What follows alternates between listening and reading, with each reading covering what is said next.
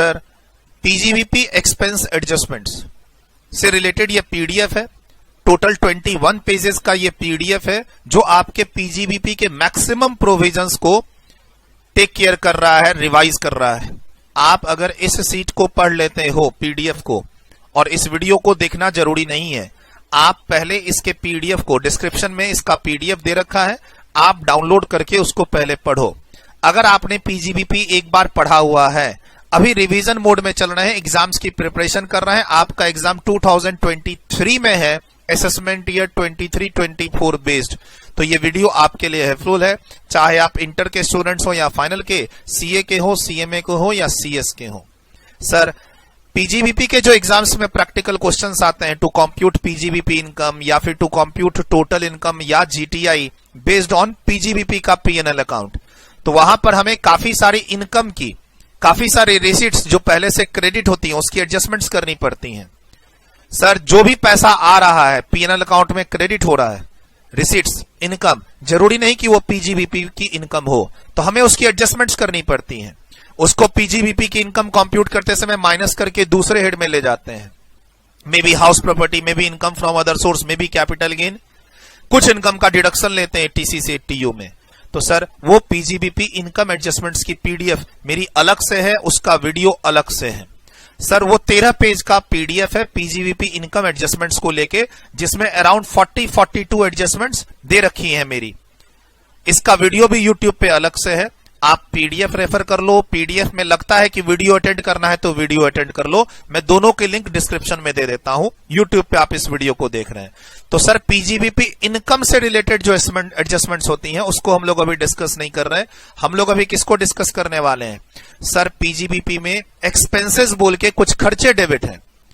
अब वो खर्चे अलाउएबल इन नेचर है या हम उसको एडबैक करेंगे क्योंकि वो डिसअलाउ होते हैं, और या फिर कुछ खर्चे ऐसे होते हैं जो दूसरे हेड में जाएंगे, जैसे municipal tax debited for let out of house property, तो ये पीजीबीपी का खर्चा नहीं है, ये हाउस प्रॉपर्टी में जाएगा। Life insurance premium paid, sir ये पीजीबीपी का खर्चा नहीं है, डिसअलाउ होगा, अलाउ नहीं होगा, इसका ईटीसी का डिडक्शन मिलेगा। तो ये सारी बातें आपको इस वीडियो में बताऊंगा, ऑलरेडी इस पीडीएफ में मेंशन है। आप सबसे पहले इस पीडीएफ को डाउनलोड करो, इस पीडीएफ को पढ़ो।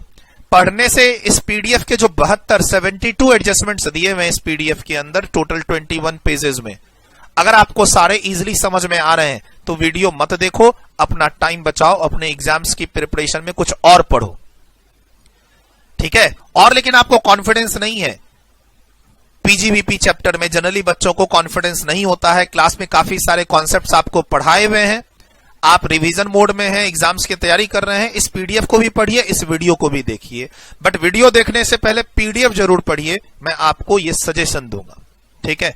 PGBP expense adjustments, sir generally exams में पीएनएल अकाउंट के कुछ क्वेश्चंस होते हैं जिसमें क्रेडिट साइड में कुछ चीजें, कुछ इनकम आपको क्रेडिट होती है, जैसे कि इनकम फ्रॉम यूटीआई, अब जैसे कि gift from friends, gift from relatives, interest from bank FD, ठीक है, इंटरेस्ट फ्रॉम कस्टमर्स, ऐसे करके काफी सारी चीजें क्रेडिट होती हैं, जैसे sale of plant, sale of furniture, है ना, gift amount, lottery income, FD का इंटरेस्ट, डिविडेंड की इनकम, काफी सारी चीजें क्रेडिट होती हैं जिसका हमें एडजस्टमेंट्स करना पड़ता है पीजीबीपी इनकम निकालने के लिए। वैसे ही काफी सारे एक्सपेंसेस यहां पे डेबिट रहते हैं। अब पॉइंट है कि यहां loss on sale of shares debit है, इसका क्या करें? सर यहां पे इंटरेस्ट ऑन लोन डेबिट है, इसका क्या करें? और कुछ खर्चों की डिटेल यहां दे रखी होती है जो शायद डेबिट ना हो, लेकिन तुमसे पूछा जा रहा है कि भाई ये खर्चे हैं, देख लो क्या करना है। तो सर कुछ खर्चे प्रॉफिट एंड लॉस अकाउंट के बाद मेंशन होते हैं, कुछ पीएनएल अकाउंट के अंदर मेंशन होते हैं, कुछ इस तरीके के भी क्वेश्चन एग्जाम में आते हैं कि भैया तुम्हारे पास ये सब खर्चे हैं, बताओ इसका ट्रीटमेंट क्या करें। या फिर कुछ इस तरीके की स्टेटमेंट्स आती हैं पीजीबीपी से रिलेटेड जिसमें आपको पूछा जाता है कि ये स्टेटमेंट सही है या गलत, विथ रीजन बताओ। तो ऐसी चीजों का आंसर ऑलमोस्ट 80-90% सही निकलेगा आपका एग्जाम्स में, अगर आप मेरे ये इनकम एडजस्टमेंट्स की पीडीएफ वीडियो और या फिर ये वाली वीडियो जो एक्सपेंस एडजस्टमेंट्स की पीडीएफ और वीडियो है अगर देखते हैं तो। सर इंटर लेवल के स्टूडेंट हो या फाइनल लेवल के स्टूडेंट्स हो, सीए, सीएमए, सीएस, कोई दिक्कत नहीं है, इसमें जो भी एडजस्टमेंट्स आपको बताई जा रही हैं सब कॉमन है, हर लेवल पे इंपॉर्टेंट है, डिस्क्रिप्शन में जाके पीडीएफ डाउनलोड कर लो, इस वीडियो को अटेंड करते हैं। सर एक्सपेंसेस की एडजस्टमेंट से सीखने वाले हैं। ऑलरेडी आपने ये सब चीजें क्लास में कहीं ना कहीं सीखी होंगी, मेरी या किसी भी टीचर की। ये एक जस्ट रिवीजन वीडियो है, एक रिकॉल कर रहे हैं एग्जाम्स के लिए, शायद यूजफुल हो। सर एक एजम्पशन है कि जिन भी एक्सपेंसेस की हम बात करेंगे अभी, वो एक्सपेंसेस आपके ऑलरेडी डेबिटेड हैं पीएनएल अकाउंट में। Sir profit and loss account में ऑलरेडी डेबिटेड है, मतलब आपका नेट प्रॉफिट ऑलरेडी कम हो चुका है। अब डेबिटेड है और अलाउएबल इन नेचर है तो कुछ एडजस्टमेंट्स नहीं करेंगे। लेकिन अगर इनकम टैक्स में जो पीजीबीपी चैप्टर में पढ़ते हैं कि ये खर्चा अलाउ नहीं होगा, इसको डिसअलाउ कर दो, अगर वैसी बात हुई तो हम फिर आपको उन खर्चों को प्रॉफिट में ऐड करके पीजीबीपी इनकम को बढ़ाएंगे। यही तो पढ़ते हैं आप लोग। तो सर यहां एक एजम्पशन है कि जो भी 72 एडजस्टमेंट्स हम लोग पढ़ने वाले हैं वो ऑलरेडी तुम्हारे पीएनएल अकाउंट में डेबिट है। जैसे कि पहला, आपने provision for income tax debit कर रखा है। Sir provision for income tax हो या फिर सिर्फ इनकम टैक्स हो या फिर एडवांस टैक्स लिखा हुआ हो क्वेश्चन में, सर पीजीबीपी का क्वेश्चन है, नेट प्रॉफिट दिया हुआ है और क्वेश्चन कह रहा है कि तुमने provision for income tax debit कर रखा है या फिर इनकम टैक्स डेबिट कर रखा है या फिर एडवांस टैक्स डेबिट कर रखा है या फिर एक डेफर्ड टैक्स होता है। एक डेफर्ड टैक्स होता है, अकाउंटिंग स्टैंडर्ड को फॉलो करके बनाया जाता है। सर ये डेबिट हो रखा है, ध्यान से सुनिए, प्रोविजन फॉर इनकम टैक्स या फिर इनकम टैक्स या फिर एडवांस टैक्स और या फिर डेफर्ड टैक्स, अगर कोई भी ऐसी चीजें आपके पीएनएल अकाउंट में डेबिट है, एग्जाम में क्वेश्चन है, तो सर ये सब अलाउएबल नहीं होते हैं, आपको इसको डिसअलाउ करना होगा। ऑलरेडी डेबिटेड है तो क्या करना होगा, एड बैक करना होगा अपनी प्रॉफिट में to compute PGBP income. Sir क्या होता है, क्वेश्चन में नेट प्रॉफिट दिया हुआ होता है और खर्चे डेबिटेड होते हैं। अब आपको उससे क्या निकालना है, पीजीबीपी इनकम। जब तक पीजीबीपी इनकम नहीं निकालोगे आपका जीटीआई टीआई नहीं निकलेगा। तो सर बात है कि इनकम टैक्स डेबिट है, डेफर्ड टैक्स डेबिट है, provision for income tax debit है, एडवांस टैक्स डेबिट है। और सुनो, डिविडेंड भी कभी कभी डेबिट होता है। और सुनो, एंट्रिम डिविडेंड, कभी कभी आपका प्रपोज डिविडेंड डेबिट होता है। Provision for dividend, propose dividend, interim dividend. Sir dividend से रिलेटेड कोई भी चीज डेबिट हो, final dividend, interim dividend, propose dividend, provision for dividend, sir उसकी भी सेम एडजस्टमेंट्स करनी है आपको जो आप इनकम टैक्स की करते हो। ये खर्चे अलाउ नहीं होते हैं। इनकम टैक्स की क्लास में पीजीबीपी इनकम कंप्यूट करते समय ध्यान रखना है। सर दूसरा, सर कभी कभी क्या होता है, हम अकाउंटिंग स्टैंडर्ड्स को फॉलो करके कंटिंजेंट लायबिलिटी से रिलेटेड प्रोविजंस बना के आप उसको डेबिट कर देते हैं, provisions for contingent liability. Sir ये अलाउएबल नहीं होते हैं, नॉट एन अलाउएबल एक्सपेंसेस। तो फिर क्या करेंगे सर, जैसे ऊपर किए, आपको अपनी प्रॉफिट को इंक्रीज करना होगा, यानी एड बैक करेंगे यानी डिसअलाउ करेंगे। सर इसी को हम लोग क्या बोलते हैं, डिसअलाउ बोलते हैं। सर इसी के लिए हम लोग क्या बोलते हैं, एड बैक कर दो। एड बैक कर दो मतलब आप अपनी नेट प्रॉफिट को इस खर्चे से बढ़ा दो पीजीबीपी इनकम कंप्यूट करते समय। सर डिस्क्रिप्शन में जाओगे, गूगल ड्राइव का लिंक दे रखा होगा, वहां से नोट्स को डाउनलोड कर लेना, नहीं तो टेलीग्राम चैनल को ज्वाइन करके इस नोट्स को डाउनलोड कर लेना, नहीं तो इस नंबर पे टीम से मांग लेना। ठीक है सर, ऐसी ही पीडीएफ आपके नेक्स्ट ईयर के एग्जाम्स के लिए बनेंगे। 2024 में जिन बच्चों का एग्जाम है, ऐसा ही पीडीएफ, ऐसा ही वीडियो मार्च महीने में, मार्च और अप्रैल महीने में आएगा, आप टीम से चेक कर लीजिएगा। सर पॉइंट नंबर 3 कहता है आपने पीएनएल अकाउंट में डेबिट कर रखा है क्या, provision for doubtful debts, provision for uncertain, ध्यान रखिएगा अनअसर्टेन लायबिलिटी, और या फिर ट्रांसफर टू जनरल रिजर्व्स, या फिर provision for contingent loss. Sir ऐसे कोई भी जो आप प्रोविजंस बनाते हो ना, देखो इनकम टैक्स क्या बोलता है, एक्चुअल खर्चे हैं, आउटस्टैंडिंग है, डेबिट करो और अलाउ ले लो। लेकिन तुम्हारा कोई कंटिंजेंट लायबिलिटी है, कोई कंटिंजेंट लॉस है, कोई अनसर्टेन लायबिलिटी है जो एक्चुअली तुम्हारे ऊपर अभी लायबिलिटी नहीं आई है, डाउटफुल है, पता नहीं खर्चा होगा कि नहीं होगा, तुम एक प्रोविजन बनाना चाहते हो सेफर साइड में। सर जनरली इन सब को हम लोग अलाउ नहीं करते हैं, प्रॉफिट में एड बैक करते हैं टू कंप्यूट पीजीबीपी इनकम। कभी कभी ये सब प्रोविजंस अलाउ हो जाते हैं, कभी कभी ये सब प्रोविजंस अलाउ हो जाते हैं। जैसे एग्जाम में क्वेश्चन में आया कि आईसीडीएस को देखो 10 तरह के income computation and disclosure standard होते हैं। अगर आईसीडीएस को फॉलो करके तुमने कोई प्रोविजंस बना रखा है एज पर आईसीडीएस और उसको डेबिट कर रखा है तो कोई दिक्कत नहीं है, उसकी एडजस्टमेंट्स कुछ नहीं होगी, वो अलाउएबल नेचर है। कहता है no provisions are allowed under the PGBP income in income tax. Generally हम प्रोविजंस को माइनस नहीं करते हैं, अनलेस यानी कर भी सकते हैं।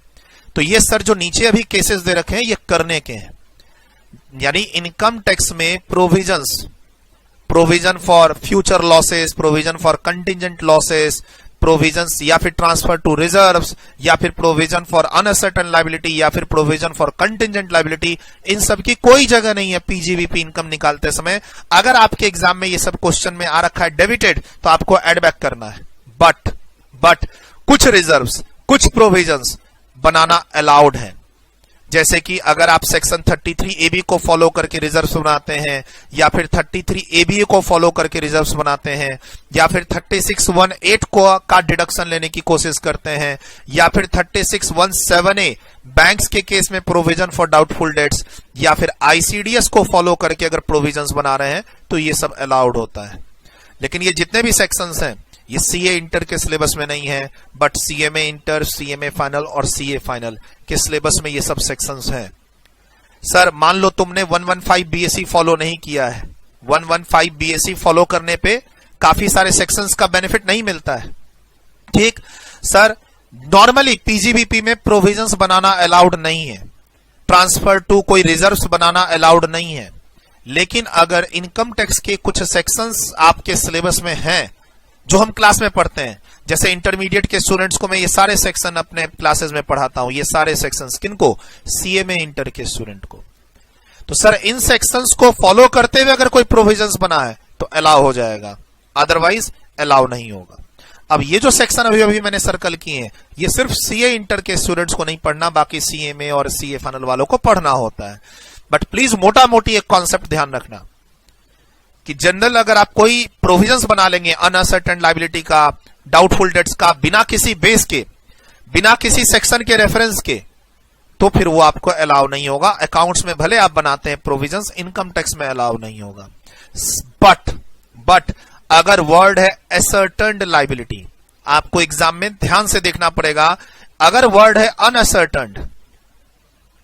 अनअसर्टेन्ड तो आपको फिर उसका बेनिफिट नहीं मिलेगा। लेकिन अगर मान लो प्रॉफिट एंड लॉस अकाउंट में एग्जाम में पीजीबीपी के क्वेश्चन में डेबिट है क्या, प्रोविजन फॉर असर्टेन्ड लायबिलिटी, या फिर प्रोविजन बनाया है तुमने नॉन एक्सपेंसेस का जो ऑलरेडी इनकर्ड हो चुके हैं। फॉर एग्जांपल मेरे ऑफिस में मैं रिपेयर करवा चुका हूं, पेमेंट अभी तक नहीं की है, मार्च आ गया, प्रोविजन बनाना चाह रहा हूं, provision for outstanding expenses. Basically मैं क्या कहना चाह रहा हूं, आउटस्टैंडिंग एक्सपेंसेस है कोई, यानी expenses incurred but not paid.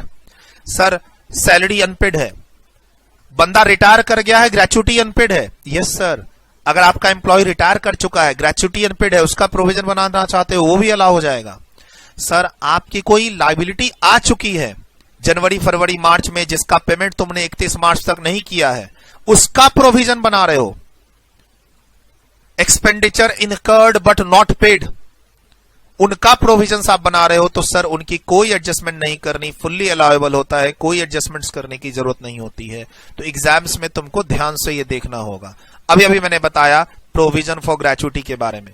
Generally provisions allow नहीं होते हैं ग्रेच्युटी के, लिखा हुआ है generally provisions for gratuity allow नहीं होता है, बट अलाउ कर भी सकते हैं। कब सर, अगर तुम्हारा एम्प्लॉय ऑलरेडी रिटायर कर चुका है, एक एम्प्लॉय है जो जनवरी में रिटायर कर चुका है, मैं बिजनेस चला रहा हूं, मेरा पीजीबीपी का क्वेश्चन एग्जाम में, और मेरा एम्प्लॉय ऑलरेडी रिटायर कर चुका है जनवरी में, उसको ग्रेच्युटी देनी है 20 लाख रुपए की, 31 मार्च आ गया, दिया नहीं अभी तक, तो सर आप उसका प्रोविजन बना सकते हैं, अलाउ हो जाएगा। या फिर प्रोविजन बना के तुमने उसको पेमेंट कर दिया, कहां, अप्रूव्ड ग्रेच्युटी फंड में, बिफोर और बाय आरओआई ड्यू डेट, तो 43B के अकॉर्डिंग वो अलाउ हो जाएगा। सर हम मान लो एम्प्लॉयर जिसका P&L अकाउंट दे रखा है, जिसका एग्जाम में पीजीबीपी का क्वेश्चन है, उसने ग्रेच्युटी का प्रोविजन बना लिया है, लेकिन उस प्रोविजन के अमाउंट को, जो भी अमाउंट बनाया है 10, 20, 50 लाख का, उस अमाउंट को कहां भेज दे, अप्रूव्ड ग्रेच्युटी फंड में। यानी कहीं पे लिखा होगा कि ये प्रोविजन जो बनाया है ग्रेच्युटी का 10 लाख का, इसमें से 10 लाख रुपया हमने अप्रूव्ड ग्रेच्युटी फंड में जमा करा दिया है आरओआई ड्यू डेट और उसके पहले, तो तुम 43B का बेस लेके उसको अलाउ कर देना। या फिर एम्प्लॉय रिटायर कर गया तो लायबिलिटी आ गई, अलाउ कर देना। सर कोई इंफॉर्मेशन नहीं है, खाली प्रोविजन फॉर ग्रेच्युटी डेबिट था 10,000 रुपए, मैं एड बैक करके आ गया। सही किए, परफेक्ट किए। सर एग्जाम में पीएनएल अकाउंट का क्वेश्चन है, प्रोविजन फॉर ग्रेचुइटी डेबिट है 10,000 रुपए या 10 लाख रुपए, आगे कुछ नहीं लिखा है, कहीं कुछ नहीं लिखा है पूरे क्वेश्चन में, एड बैक कर देना, यानी डिसअलाउ कर देना, नेट प्रॉफिट में एड बैक करके पीजीबीपी इनकम निकाल लेना। सर एजम्पशन है यहाँ पे आप पीजीबीपी पढ़ चुके हैं, एग्जाम्स की तैयारी कर रहे हैं, ये एज अ रिवीजन काम कर रहा है। मैं यहां कॉन्सेप्ट नहीं सिखा रहा, सीखे हुए कॉन्सेप्ट को रिकॉल करवा रहा हूं, रिवाइज करवा रहा हूं, और एग्जाम के सारे क्वेश्चंस बनेंगे पीजीबीपी से रिलेटेड, जहां पर पीजीबीपी इनकम निकालते हैं, जीटीआई टीआई निकालते हैं। अगर तुम मेरे दोनों पीडीएफ देख लो और जरूरत पड़े तो वीडियो देख लो। सर ऐसे ही पीएनएल अकाउंट में डेबिट होता है खर्चा बोल के, क्या, contribution to unrecognised provident fund या ग्रेचुइटी फंड, लेकिन कौन सा, अनअप्रूव्ड, अनअप्रूव्ड। सर हम लोग क्या पढ़ते हैं, आप अगर अपने एम्प्लॉय के लिए पीजीबीपी के अंदर क्या पढ़ते हैं, अगर हम अपने एम्प्लॉय के लिए फंड्स में पैसा ट्रांसफर करते हैं और वो फंड अप्रूव्ड है, रिकॉग्नाइज्ड है, तो फिर उसका डिडक्शन मिल जाता है। लेकिन यहां तो साफ साफ लिखा हुआ है अनअप्रूव्ड, अनरिकॉग्नाइज्ड, तो सर इसका डिडक्शन नहीं मिलेगा, अलाउ नहीं करेंगे, एडबैक कर देंगे, प्रॉफिट को इंक्रीज करेंगे। सर अगर आरपीएफ होता, आरपीएफ, अगर एसपीएफ होता, जो हम लोग सैलरी में भी पढ़ते हैं, एटीसी में भी पढ़ते हैं, एम्प्लॉयर अगर एम्प्लॉय का पैसा कहां जमा कर रहा है, आरपीएफ में, एसपीएफ में, sir approved superannuation fund ASF में, या फिर अभी पिछले पेज पे था रिकॉग्नाइज्ड ग्रेचुइटी फंड में, तो सर हम ये सबको फिर क्या करते हैं, अलाउ करते हैं। लेकिन 43B क्या बोलता है, आरओआई के ड्यू डेट तक पेड हो जाना चाहिए। लेकिन यहां तो साफ साफ लिखा हुआ है फंड कौन सा है, अनरिकॉग्नाइज्ड, फंड कौन सा है, अनअप्रूव्ड, तो चांस ही नहीं है अलाउ होने का, एडबैक करना ही पड़ेगा। सर अगला कंट्रीब्यूशन, अगला कंट्रीब्यूशन कहां जा रहा है, सेंट्रल गवर्नमेंट पेंशन फंड में, new pension scheme notified under section 80CC(D).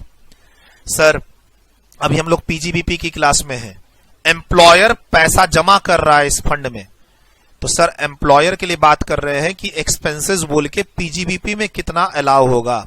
हम अभी डिडक्शन 80CC(D) की बात नहीं कर रहे। सर हमने सुना है ये पैसा सैलरी में टैक्स होता है, वो एम्प्लॉय के लिए। सर हमने सुना है इसका 80CC का डिडक्शन मिलता है, वो एम्प्लॉय के लिए। अभी एम्प्लॉय का क्वेश्चन नहीं है, अभी एम्प्लॉयर का क्वेश्चन है, आप पीजीबीपी की क्लास में है। एम्प्लॉयर ने पैसा ट्रांसफर किया अपने एम्प्लॉय के बिहाफ में, कहां, सेंट्रल गवर्नमेंट पेंशन फंड में, जिसको आप न्यू पेंशन स्कीम भी बोलते हो, कभी कभी अटल पेंशन योजना के नाम से भी आता है। एम्प्लॉयर ने मंथली कंट्रीब्यूशन दिया है for the benefit of employee, क्या सर हम इसका डिडक्शन दे देंगे, दे देंगे, लेकिन यहां लिमिट है, यहां लिमिट है, और पीजीबीपी बहुत इजी है। सर यहां लिमिट है, सर ग्रेचुइटी में कोई लिमिट नहीं है, ध्यान रखना, अगर यहां कोई पैसा जाता है तो यहां कोई लिमिट नहीं है। सर 1.5 लाख की लिमिट है, 1,50,000 की, अरे नालायक, वो एम्प्लॉय के लिए लिमिट है जब वो 80C का बेनिफिट लेता है। हम अभी पीजीबीपी में एक्सपेंस की बात कर रहे हैं। सर एम्प्लॉयर के लिए ये सब खर्चा है, एम्प्लॉयर को उसका बेनिफिट मिलेगा कि नहीं, तो sir central government pension fund में लिमिट है 10% तक का डिडक्शन मिलेगा। सर लेकिन पेमेंट हो जाना चाहिए 43B के अकॉर्डिंग, क्या होना चाहिए, ये फंड वाले पैसे ना पेड हो जाने चाहिए। लेकिन मैक्सिमम डिडक्शन कितना मिलेगा, 10% ही मिलेगा। यही बात तुमको 80CC(D)(2) में भी लिखी हुई है। कब, जब एम्प्लॉय का टोटल इनकम निकालते हैं तो वहां 80CC(D)(2) का डिडक्शन लेते हैं, 80CC(D)(1) का भी लेते हैं, 80CC(D)(1B) का भी लेते हैं। हम उसमें भी नहीं जा रहे, हम एक्सपेंसेस की बात कर रहे हैं। सर फंड में अगर कोई पैसा जा रहा है तो वो रिकॉग्नाइज्ड होना चाहिए, वो अप्रूव्ड होना चाहिए, पैसा आरओआई के ड्यू डेट तक चला जाना चाहिए। जनरली फंड में जब पैसा जाता है तो पूरा अलाउ हो जाता है, लेकिन इस वाले फंड में 10% की लिमिट है। सैलरी प्लस डीए रिटायरमेंट वाला, यानी DAR को मिला के मैक्सिमम 10% तक अलाउ करेंगे। अब देखिए यहां पर लिखा हुआ है फिर से, contribution to approved recognised gratuity fund, pension fund, recognised provident fund, approved superannuation fund. Sir यहां कोई लिमिट नहीं है, जितना भी एम्प्लॉयर मंथली कंट्रीब्यूशन कर रहा है, एम्प्लॉयर जितना भी मंथली कंट्रीब्यूशन कर रहा है, सब कुछ अलाउ हो जाएगा। बट ध्यान रहे आरओआई के ड्यू डेट तक पेड हो जाए तभी अलाउ होगा। सर अनपेड है तो फिर 43B। सर अगर यही पैसा अनपेड है, अनपेड पेमेंट नहीं हुई है, तो 43B क्या बोलता है, डिसअलाउ करो, डिसअलाउ। लेकिन मैं बोल रहा हूं डिडक्शन दे दो, कब, जब इन सब पैसे को तुमने पेड कर दिया है बाय आरओआई ड्यू डेट। क्यों, सेक्शन 43B। सर कोई मॉनेटरी लिमिट नहीं है, कोई परसेंटेज की लिमिट नहीं है। सर हमने तो सुना है एक 7,50,000 की लिमिट है, एक 2,50,000 की लिमिट है, एक 1,50,000 की लिमिट है, एक 12% की लिमिट है। वो सब क्या है बेटा? वो सब तो तुम सैलरी कैलकुलेट करते समय देखते हो एम्प्लॉय के लिए, है ना। सर सुना है 2,50,000 की एम्प्लॉय कंट्रीब्यूशन पे लिमिट है, उसके ऊपर इंटरेस्ट टैक्सेबल हो जाता है। सर सुना है 7,50,000 के ऊपर कंट्रीब्यूशन जाता है तो सैलरी में टैक्सेबल हो जाता है, पर्क बोल के। सर वो सब एम्प्लॉय का क्वेश्चन है, सैलरी में अभी हम लोग किसमें? एम्प्लॉयर के पास है, पीजीबीपी में, तो कोई दिक्कत नहीं है। सर कंट्रीब्यूशन एक्सपेंडिचर डेबिट कर रखे हो for rural development programme, payment to some association institutions, generally इसका हमें पूरा डिडक्शन मिल जाता है। कौन से सेक्शन में? 35 सीसीए में। ठीक, यहां पर दो फंड का भी डिस्कशन होता है, national rural development fund, national urban poverty eradication fund. बच्चे एग्जाम में गलती से इसका 80G डोनेशन ले लेते हैं, नहीं। पीजीबीपी के अंदर 35 सीसीए का अगर आप कोई रूरल डेवलपमेंट प्रोग्राम के लिए खर्चा दे रहे हो तो उसकी एडजस्टमेंट्स हो जाती है, 100% अलाउ होता है, कोई एडजस्टमेंट्स की जरूरत नहीं है। ये खर्चे आपके बिजनेस से रिलेटेड हो ना हो कोई दिक्कत नहीं है। बट प्लीज ध्यान रखना, अगर एसएससी स्पेशल सेक्शन में चला जाता है तो फिर इन सब सेक्शन ए ऊपर वाले खर्चे का बेनिफिट नहीं मिलता है। सर ये जो सेक्शन अभी लिखा है आपको मैंने रूरल डेवलपमेंट प्रोग्राम का 35 सीसीए का, ये सीए इंटर के सिलेबस में नहीं है, बाकी CMA inter, CMA final, CA final के सिलेबस में है।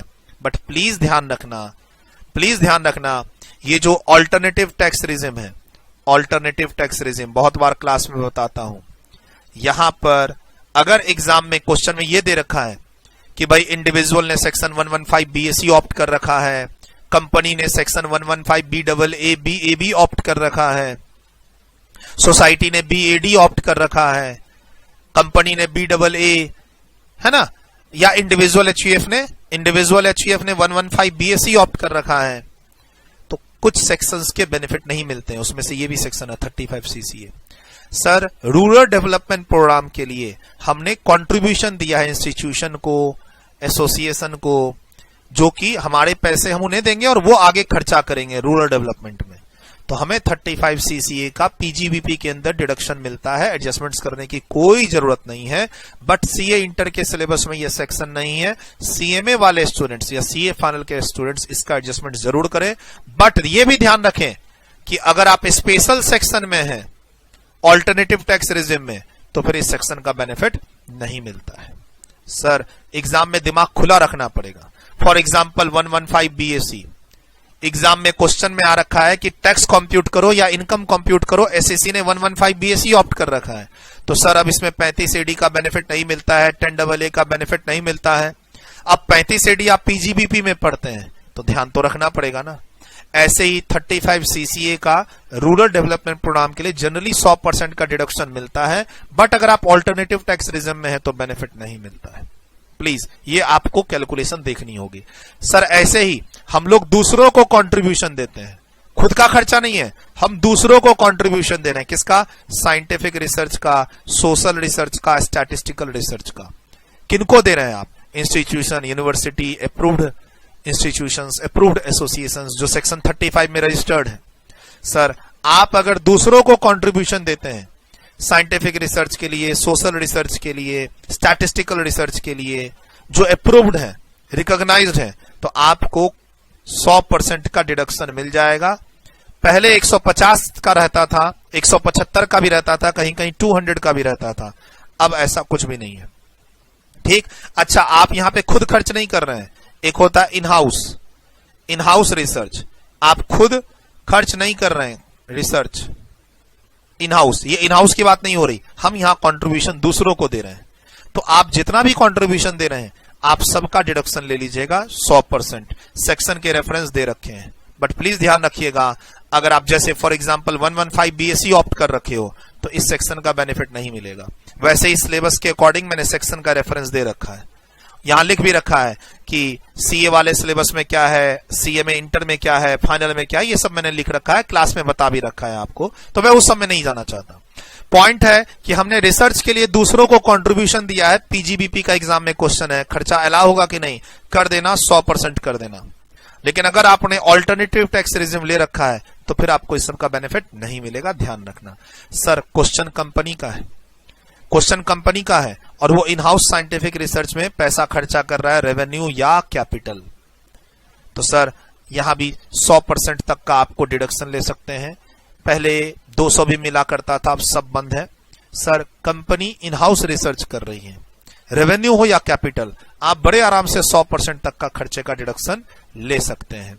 खाली बेनिफिट लेते समय यह ध्यान रखना कि आपको जमीन का कोई बेनिफिट नहीं लेना है, लैंड से रिलेटेड खर्चे का कोई बेनिफिट नहीं लेना है, बिल्डिंग से रिलेटेड भी बेनिफिट मिल जाएगा, खाली सेक्शन चेंज हो जाएगा, खाली सेक्शन चेंज हो जाएगा। सर आप ये इसको बोला जाता है basically in house expenses, in house expenses. अगर ऐसी कंपनी है तो उसके लिए अलग से सेक्शन है 35(2)(ab), बाकी 35(1)(1) में रेवेन्यू एक्सपेंसेस की बात होती है, 35(1)(4) में कैपिटल एक्सपेंडिचर की बात होती है। आप डिडक्शन 100% तक बड़े प्यार से ले सकते हो। इन हाउस साइंटिफिक रिसर्च का जमीन की वैल्यू उसमें नहीं होनी चाहिए। से क्वेश्चन में दे रखा है कि 2 लाख रुपए की तुमने प्लांट एंड मशीनरी खरीदी है इन हाउस रिसर्च के लिए, ले लो बेनिफिट पूरा का पूरा 2 लाख, डेप्रीसिएशन मत लेना, फिर डेप्रीसिएशन मत लेना, सिर्फ तुमको यहां पे डिडक्शन लेना है। सर डिडक्शन 35(2)(ab) अवेलेबल नहीं होगा अगर कंपनी ऑप्ट कर ले ये वाले सेक्शन। फाइनल वाले बच्चों ध्यान रखना, ठीक। बट ये जो इन हाउस रेवेन्यू एक्सपेंसेस होते हैं वो सब बेनिफिट नॉर्मली मिल जाते हैं। नॉर्मल 35(1)(1), 35(1)(4) में अगर आप बेनिफिट ले रहे हैं इन हाउस एक्सपेंसेस का तो आपको बेनिफिट्स मिल सकता है। 35(2)(ab) के लिए मना किया हुआ है। सर आप कंपनी नहीं है, आप और कोई एसएससी है, से एग्जाम में क्वेश्चन आया इंडिविजुअल का, इन हाउस साइंटिफिक रिसर्च, तो आप रेवेन्यू का 35(1)(1) में ले ले, कैपिटल का 35(1)(4) में ले ले।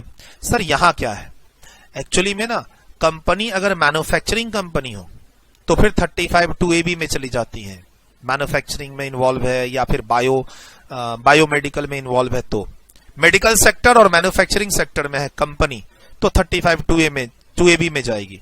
नहीं तो फिर कहां आएगी 35(1) और 1(1) में और 1(4) में, जो नीचे भी डिस्कस हो रखा है। तो सर कंपनी अगर 35(2)(ab) में जा रही है तो वहां भी 100% है, अदरवाइज भी 100% है। बट कैपिटल एक्सपेंडिचर का फिर तुम डेप्रीसिएशन मत लेना, और स्पेशल सेक्शन में अगर जा रहे हो तो तुम 35(2)(ab) का बेनिफिट नहीं ले सकते। बाकी नॉर्मल इन हाउस बेनिफिट्स तुम जो नॉर्मल ले सकते हो ले लेना, कोई दिक्कत नहीं है। सर कहता है in house scientific research expenditure चाहे रेवेन्यू हो या कैपिटल, तुम 100% का खर्चे का डिडक्शन ले लेना। सर तुम ये स्पेशल सेक्शन ऑप्ट करते हो तब भी ले सकते हो, डेबिट कर रखे हो, कोई एडजस्टमेंट्स करने की जरूरत नहीं है। एक यहां पर वो एक है ना 3 साल पीछे जाने का कॉन्सेप्ट भी है, वो नोट्स में आप एक बार देख लेना। कमेंसमेंट से पहले के 3 साल तक के खर्चे भी अलाउ हो जाते हैं, 3 इयर्स वाली बात, pre commencement. Sir pre commencement के 3 साल खर्चे वाली बात भी आप एक बार नोट्स में देख लेना कि सर अगर आपका बिजनेस स्टार्ट हुआ है उसके पहले आपने कोई रिसर्च पे खर्चा कर रखा है इन हाउस तो उसका डिडक्शन भी मिल जाएगा। बट डिडक्शन लेने के चक्कर में जमीन का बेनिफिट आपको कहीं नहीं लेना है, यह ध्यान रखना है। जमीन से रिलेटेड खर्चे का बेनिफिट नहीं लेना है। फर्नीचर का ले लो, प्लांट एंड मशीनरी का ले लो, बिल्डिंग का ले लो, ऑफिस स्टाफ की सैलरी वैलरी का ले लो। सर इन हाउस रिसर्च का बेनिफिट आप ले सकते हैं, 115 BAC में भी ले सकते हैं, लेकिन जब आप दूसरों को कंट्रीब्यूशन देते हैं, यहां पर जो सेक्शंस मैंने लिखे हैं इन सब सेक्शंस का 115 BAC में बेनिफिट नहीं मिलता है, नहीं मिलता है। प्लीज ध्यान रखना, जब दूसरों को कंट्रीब्यूशन देके बेनिफिट लेना चाहते हैं 100% का लीजिए, लेकिन 115 BAC में जाएंगे तो बेनिफिट नहीं मिलेगा। यहां पर आप खुद खर्चा कर रहे हैं इन हाउस। और प्लीज अगर मान लीजिए आप प्लांट परचेज करते हैं 5 लाख रुपए का for research, for in house research, ठीक है, तो फिर आप इसका सेक्शन 35 में 100% का 5 लाख का बेनिफिट ले लीजिएगा, फिर आप इसका डेप्रीसिएशन नहीं लेना है। सर आपने प्लांट खरीदी इन हाउस रिसर्च के लिए, यहां आके 100% का बेनिफिट ले लीजिए, पूरा 100% का, बट फिर आपको हम नॉर्मल डेप्रीसिएशन, एडिशनल डेप्रीसिएशन नहीं देंगे। और ये जो अभी मैंने लिखा है 115 BAC में भी ले सकते हैं, स्पेशल यानी ऑल्टरनेटिव टैक्स रेजिम ऑप्ट कर रखे तो भी इसका बेनिफिट ले सकते हैं इन हाउस रिसर्च का, नॉर्मल एसएससी। अगर आप कंपनी है 35 टू AB में जा रहे हैं और कंपनी ने स्पेशल सेक्शन ऑप्ट कर लिया है 35 BAA BAB, तो फिर वहां बेनिफिट नहीं है फाइनल वाले स्टूडेंट्स के लिए। प्लीज आप जैसे ही पढ़ेंगे रिकॉल हो जाएगा, मैं और डिटेल डीप में नहीं जाना चाहता। एजम्पशन क्या है, आपने ये सारे प्रोविजंस कॉन्सेप्ट अपनी क्लास में पढ़ रखे हैं, चाहे मेरे स्टूडेंट हो या किसी टीचर के स्टूडेंट हो, मैं अभी सिर्फ रिकॉल करवा रहा हूं। Sir, expenses incurred on notified skill development project, इसका 80 CCD का डिडक्शन मिलता है 100%, सिर्फ कंपनी एसएससी को मिलता है। यहां लैंड बिल्डिंग किसी का भी बेनिफिट नहीं मिलेगा। सर, यहां पर बिल्डिंग का मिल जाएगा? Answer is yes. अगर आप यहां बिल्डिंग का बेनिफिट लेना चाहते हैं, इन हाउस आपने रिसर्च के लिए बिल्डिंग खरीदी है, बिल्डिंग का बेनिफिट लेना चाहते हैं, बेनिफिट मिलेगा, पूरा 100% मिलेगा, आपको डेप्रिसिएशन नहीं लेना है। लेकिन नोटिफाइड स्किल डेवलपमेंट प्रोजेक्ट पे सेक्शन लगता है 35 CCD, वहां लैंड एंड बिल्डिंग कवर नहीं है और ये बेनिफिट सिर्फ कंपनी को मिलता है। अगर कंपनी ने ऑप्ट कर लिया है ये स्पेशल सेक्शन, तो फिर इसका डिडक्शन नहीं मिलेगा। सर, CA इंटर के सिलेबस में ये सेक्शन नहीं है 35 CCC या CCD। CMA वाले स्टूडेंट पढ़ते हैं, क्लास में मैं उनको पढ़ाता हूं, आपके नोट्स में है। PGBP के अंदर नोटिफाइड स्किल डेवलपमेंट प्रोजेक्ट का डिडक्शन 100% मिलता है 35 CCD में, बट इसमें आप लैंड बिल्डिंग का कोई बेनिफिट नहीं लेंगे। ठीक, कंपनी अगर स्पेशल सेक्शन में चली जाती है ऑल्टरनेटिव टैक्स रिजिम में 115 BAA BAB, अब तो BA उतना रेलेवेंट नहीं रहा, स्पेशल में जाती है तो फिर इस सेक्शन का बेनिफिट नहीं मिलेगा। ऐसे ही है नोटिफाइड एग्रीकल्चर एक्सटेंशन प्रोजेक्ट का खर्चा 35 CCC में 100% का बेनिफिट मिलता है, कोई बेनिफिट नहीं मिलता है लैंड एंड बिल्डिंग का। अगेन ये जो सेक्शन है ये CA इंटर वाले बच्चों को नहीं पढ़ना होता है, CMA में आपको पढ़ाया गया है। सर, अगर आप इंडिविजुअल एसएससी हैं, अगर आप इंडिविजुअल एसएससी हैं, ठीक, तो आपको 35 CCD तो मिलता ही नहीं है क्योंकि वो सिर्फ कंपनी के लिए है, और 35 CCC मिल सकता है अगर तुमने 115 BSc ऑप्ट नहीं किया है तो। 35 CCC किसके लिए है? नोटिफाइड एग्रीकल्चर एक्सटेंशन प्रोजेक्ट पे किए गए खर्चे के लिए। सर, 35 CCD किस पे है? नोटिफाइड स्किल डेवलपमेंट प्रोजेक्ट के खर्चे पे। ये दो सेक्शन CA इंटर के सिलेबस में नहीं है, बाकी CMA के स्टूडेंट पढ़ते ही पढ़ते हैं इसको। अब आइए नॉर्मल बात करते हैं। अभी तक हाई फाई बातें हो रही थी रिसर्च से रिलेटेड, और या फिर साइंटिफिक रिसर्च से रिलेटेड, या फिर स्किल डेवलपमेंट, या फिर एग्रीकल्चर। सर, अब प्लेन क्वेश्चन जो रहते हैं जनरली, आपने एग्जाम में P&L अकाउंट में देखा कि बच्चों के स्कूल के फंड में कुछ डोनेशन दिए हैं, वो डेबिट है। क्वेश्चन मिस्टर एक्स का है, इंडिविजुअल का, इंटरमीडिएट लेवल पे जनरली इंडिविजुअल के क्वेश्चन आते हैं। उसने अपने बच्चों के स्कूल में कोई डोनेशन दिया था, अब P&L अकाउंट में डेबिट है। सर, PGBP में ध्यान रखिएगा, कोई भी डोनेशन अलाउड नहीं होते हैं। Donations are not allowed, donations are not allowed in PGBP। तो ऑब्वियस सी बात है, डिसअलाउ करेंगे, एडबैक करेंगे। और स्कूल, बच्चों के स्कूल के फंड में आप डोनेशन दे रहे हैं एडमिशन से रिलेटेड, तो सर जनरली इनका 80G का डिडक्शन भी नहीं होता है। आप सोचेंगे डोनेशन 80G का बेनिफिट ले लेंगे, तो ना तो PGBP में यह माइनस होगा और ना आपको इसका 80G का बेनिफिट मिलेगा। अगर एग्जाम में चिल्ड्रन स्कूल फंड बोल के कोई खर्चा डेबिट है तो एडबैक कर देना, और उसका कोई बेनिफिट तुमको कहीं भी नहीं मिलेगा। Very important, very important. But आगे जाने से पहले आपको अगर कुछ लिखना है तो लिख लीजिए इसमें से।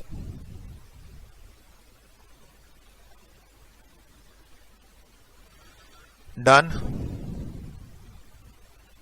Done, done, done, done. Please 43 भी इंपॉर्टेंट है। अगर आप एग्जाम्स के लिए पढ़ना चाहते हैं तो PGBP में 43B सेक्शन को छोड़ के नहीं जाना है। 7 से 8 एडजस्टमेंट्स करनी पड़ती है अगर आपने उनको पेमेंट नहीं किया है ROI के ड्यू डेट तक। क्लास में काफी अच्छे से समझा रखा है। Done, done. देख लीजिए कहीं पे वीडियो अगर रोक के लिखना है आपको, कुछ नोटिंग वोटिंग करनी है, या साथ साथ नोटिंग कर रहे हैं, बहुत अच्छी बात है। सर, PGBP के अंदर जमीन खरीदने का बेनिफिट किसी भी सेक्शन में नहीं है। जमीन खरीदने से रिलेटेड कोई भी खर्चा डेबिट हो PGBP के अंदर, तुम आंख बंद करके उसको एडबैक कर देना, डिसअलाउ कर देना। बिल्डिंग का मिल जाता है कभी कभी, बिल्डिंग पर अगर आपने कुछ खर्चा किया है तो बिल्डिंग का बेनिफिट जैसे 35 ED में मिल जाता है, सेक्शन 35 में मिल जाता है ना, रिसर्च वाले पर्पस के लिए, या फिर 35 ED जो 14 स्पेशल बिजनेसेस हैं स्पेसिफाइड, उसमें बट जमीन का तो कहीं मिलता ही नहीं है। Done done done done. चलिए स्टार्ट करते हैं इसको। अब donation to political party and electoral trust, काफी बार आप देखे होंगे क्वेश्चन में डोनेशंस डेबिट होते हैं। अभी एक बच्चे के स्कूल का डोनेशंस था तो आपने उसको एड बैक कर दिया और उसका कोई भी बेनिफिट नहीं मिलेगा। बट अगर हम डोनेशन पॉलिटिकल पार्टीज को देते हैं, इलेक्टोरल ट्रस्ट को देते हैं, तो पीजीबीपी में तो ये एड बैक हो गया। पीजीबीपी में कोई बेनिफिट नहीं है, पीजीबीपी में नो बेनिफिट्स, इसका कोई बेनिफिट नहीं है पीजीबीपी में। बट आप चैप्टर 6A में इसका डिडक्शन ले सकते हैं। SSC is eligible for deduction under chapter 6A if paid other than cash. Sir company के लिए जीजीबी और अदर्स यानी इंडिविजुअल का एग्जाम में क्वेश्चन आता है तो जीजीसी। सर आपको क्वेश्चन में ध्यान देना पड़ेगा कि आपने डोनेशंस जो दे रखा है वो किसको दे रखा है। बच्चे के स्कूल का है तो उसका कोई बेनिफिट नहीं है, खाली वहां डिसअलाउ कर दो। पॉलिटिकल पार्टी इलेक्टोरल ट्रस्ट का है तो पीजीबीपी में तो एड बैक करो, बट आप जीटीआई के बाद 80 जीजीबी जीजीसी का डिडक्शन ले सकते हो। बट फिर प्लीज ध्यान रखना, अगर 115 बीएससी वाले हो तो फिर नहीं मिलेगा। तो 115 बीएससी भी रिकॉल में करना पड़ेगा कि कहीं क्वेश्चन में आपने स्पेशल सेक्शन तो नहीं ले लिए 115 बीएससी वाले, वो भी आपको देखना पड़ेगा कोई भी एक्स्ट्रा बेनिफिट लेने से पहले। ठीक सर 80G के अंदर कैश लिमिट अलाउड है 2000 रुपए तक। 80G के अंदर अगर आप देखोगे तो कैश की लिमिट 2000 तक है, लेकिन जीजीबी जीजीसी में अगर आप कैश में देते हो तो कोई डिडक्शन मिलेगा ही नहीं पॉलिटिकल पार्टी का, आपको ये भी ध्यान रखना है। सर आप पॉलिटिकल पार्टी को डोनेशन न देके उससे रिलेटेड एक्सपेंडिचर करते हो उनके एडवर्टाइजमेंट ब्राउचर्स पे, जैसे मेरी कोचिंग का एड में पॉलिटिकल पार्टी के ब्राउचर्स पे करवा देता हूं, ये एक तरह का सपोर्ट हो गया, फाइनेंशियल सपोर्ट। मैंने एक्सपेंडिचर किया है कैसे, तो पॉलिटिकल पार्टी के एडवर्टाइजमेंट ब्राउचर्स में अपना एड देके, और वो खर्चे डेबिट कर दिए मैंने। सर ये भी खर्चे अलाउ नहीं होते हैं, पीजीबीपी में इसको एड बैक करना पड़ेगा। एंड तुम इसका 80G भी ले सकते हो कंपनी एसएससी हो तो, इंपॉर्टेंट। सर अभी ऊपर क्या बताया, पॉलिटिकल पार्टी को डोनेशन दोगे तो बेनिफिट मिल जाएगा जीजीसी का, लेकिन पॉलिटिकल पार्टी के एडवर्टाइजमेंट ब्राउचर्स से रिलेटेड कोई खर्चा कर रहे हो, है ना। मैंने पॉलिटिकल पार्टी को बोला कि सर मेरी कोचिंग का एडवर्टाइजमेंट आप अपने ब्राउचर में चला दीजिए, मैं आपको इतने रुपए दे देता हूं, आपके ब्राउचर की प्रिंटिंग का खर्चा भी एक तरह से उससे कवर हो गया और मेरी मार्केटिंग भी हो गई, बट मुझे पीजीबीपी में खर्चे का बेनिफिट नहीं मिलेगा। कंपनी हो गए तो 80GGB का बेनिफिट मिल जाएगा, बट 80GGC में मान लो इंडिविजुअल का क्वेश्चन है तो प्लीज वेरी इंपॉर्टेंट, ऐसे खर्चे का benefit individual HUF LLP form सबको जीजीसी में नहीं मिलेगा, जीजीबी में कंपनी को मिल जाएगा। सर क्वेश्चन में पीएम केयर फंड डेबिट है पीएनएल अकाउंट में, आपने पेमेंट कर रखी है पीएम केयर फंड को, पीएम नेशनल रिलीफ फंड को, क्लीन गंगा फंड को, और वो खर्चे डेबिट कर रखे हैं। अगेन पीजीबीपी में डिसअलाउ करो, कोई बेनिफिट नहीं है, प्रॉफिट को बढ़ाओ, लेकिन आप इसका 80GG का बेनिफिट ले सकते हो जीटीआई के बाद, अगर क्वेश्चन टोटल इनकम का है तो वो ध्यान रखना होगा तुमको। ऐसे ही आपने डोनेशन दे रखा है किसको, public charitable trust approved institutions को, और डेबिट कर रखा है। अगेन पीजीबीपी में कोई बेनिफिट नहीं है, बट तुम इसका 80G का बेनिफिट ले सकते हो, लेकिन वहां पर आप देख लेना आपको वो 10% ऑफ एडजस्टेड जीटीआई की लिमिट लगानी पड़ती है, एक दूसरा आपको 50% ही का रेस्ट्रिक्टेड डिडक्शन मिलता है। ये बात आपको 80G की क्लास में पढ़ाई जाती है ना। सर चैरिटेबल ट्रस्ट को अगर आप कोई डोनेशन देते हैं तो ये चौथे नंबर वाला डोनेशन है 80G की क्लास में, पीजीबीपी में कोई बेनिफिट नहीं। मैक्सिमम जो डोनेशन दे सकते हो कितना, 10% ऑफ एडजस्टेड जीटीआई, और फिर उसका भी 50% मिलेगा। क्लास में क्या सिखा हुआ है, एडजस्टेड जीटीआई कैसे निकालेंगे, तो सर वो 111A वाली income, long term capital gain special rate वाली इनकम, या 80C से 80U एक्सेप्ट 80G हटा के उस सारे डिडक्शन को घटाने के बाद जो इनकम बचती है उसको बोलते हैं एडजस्टेड जीटीआई। जीटीआई में से स्पेशल रेट वाला कैपिटल गेन हटा दो, और 80C से 80U वाले जितने डिडक्शन हटाना चाहते हो हटा दो, खाली 80G को छोड़ के, जिसका कंप्यूटेशन की बात चलती है। आपको अब तक याद आ गया होगा एडजस्टेड जीटीआई कैसे निकालते हैं। सर आपने कुछ शेयर्स रखे हुए थे एज ए इन्वेस्टमेंट, उसको बेचने से लॉस हुआ, वो लॉस आपने डेबिट कर रखा है पीएनएल अकाउंट में। सर पीजीबीपी में इसकी कोई एडजस्टमेंट्स नहीं है, प्रॉफिट को एड बैक करके बढ़ाओ पीजीबीपी इनकम निकालते समय।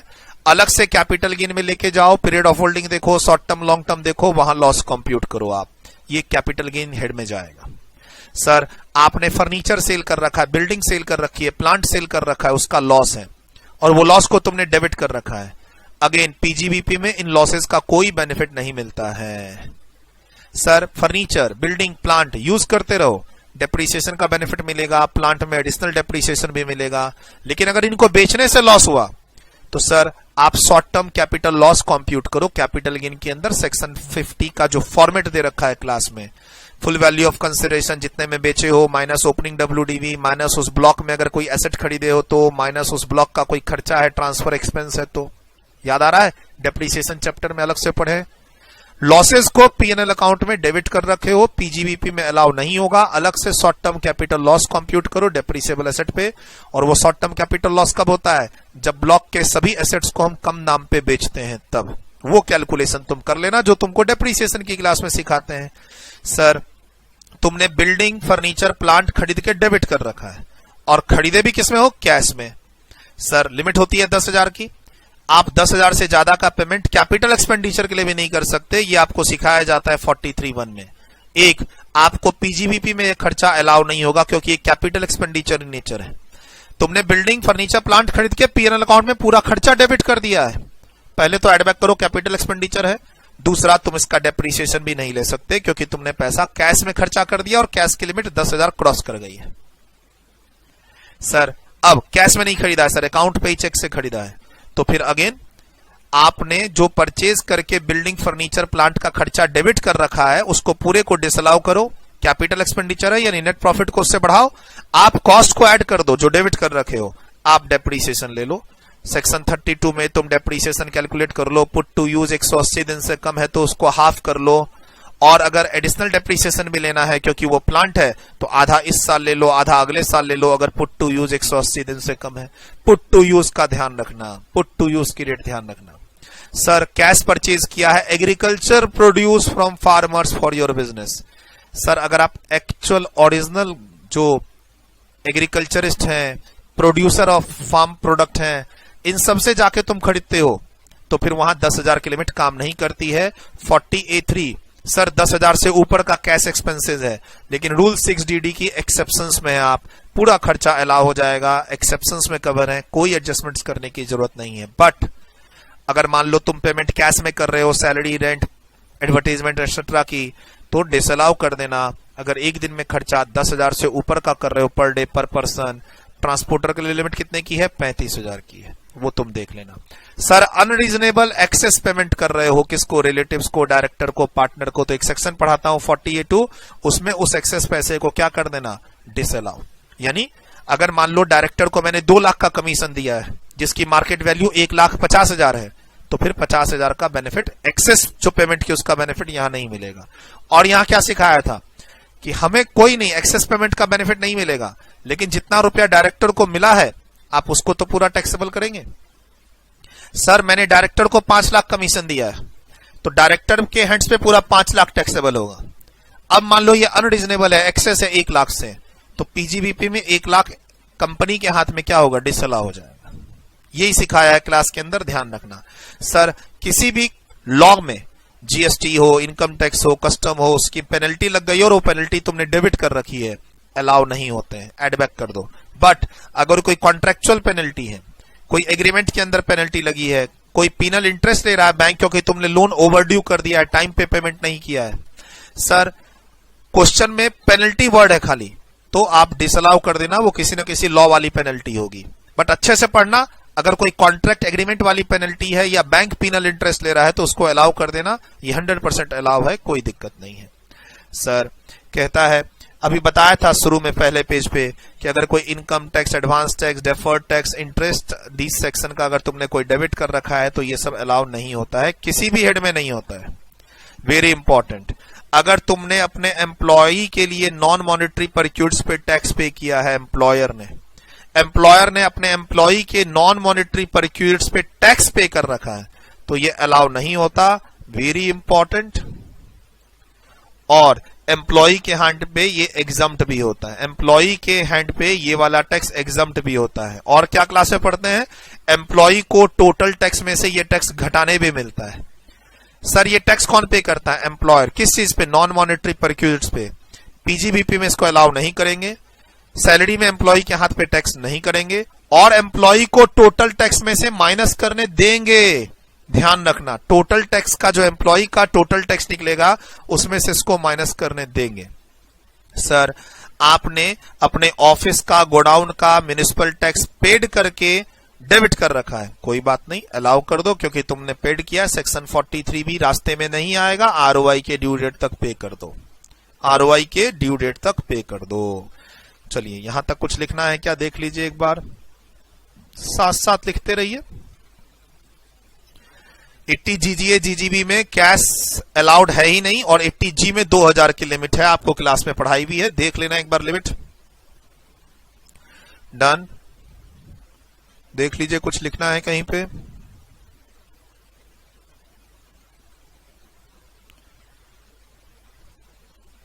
वीडियो रोक के अगर कहीं कुछ लिखना है तो लिख लीजिए। आधा हो चुका है ऑलमोस्ट हमारा, टोटल 72 एडजस्टमेंट्स हैं। 31 में professional tax paid by employer for employee. अब इससे आप सैलरी में ना चले जाना, ध्यान रखना।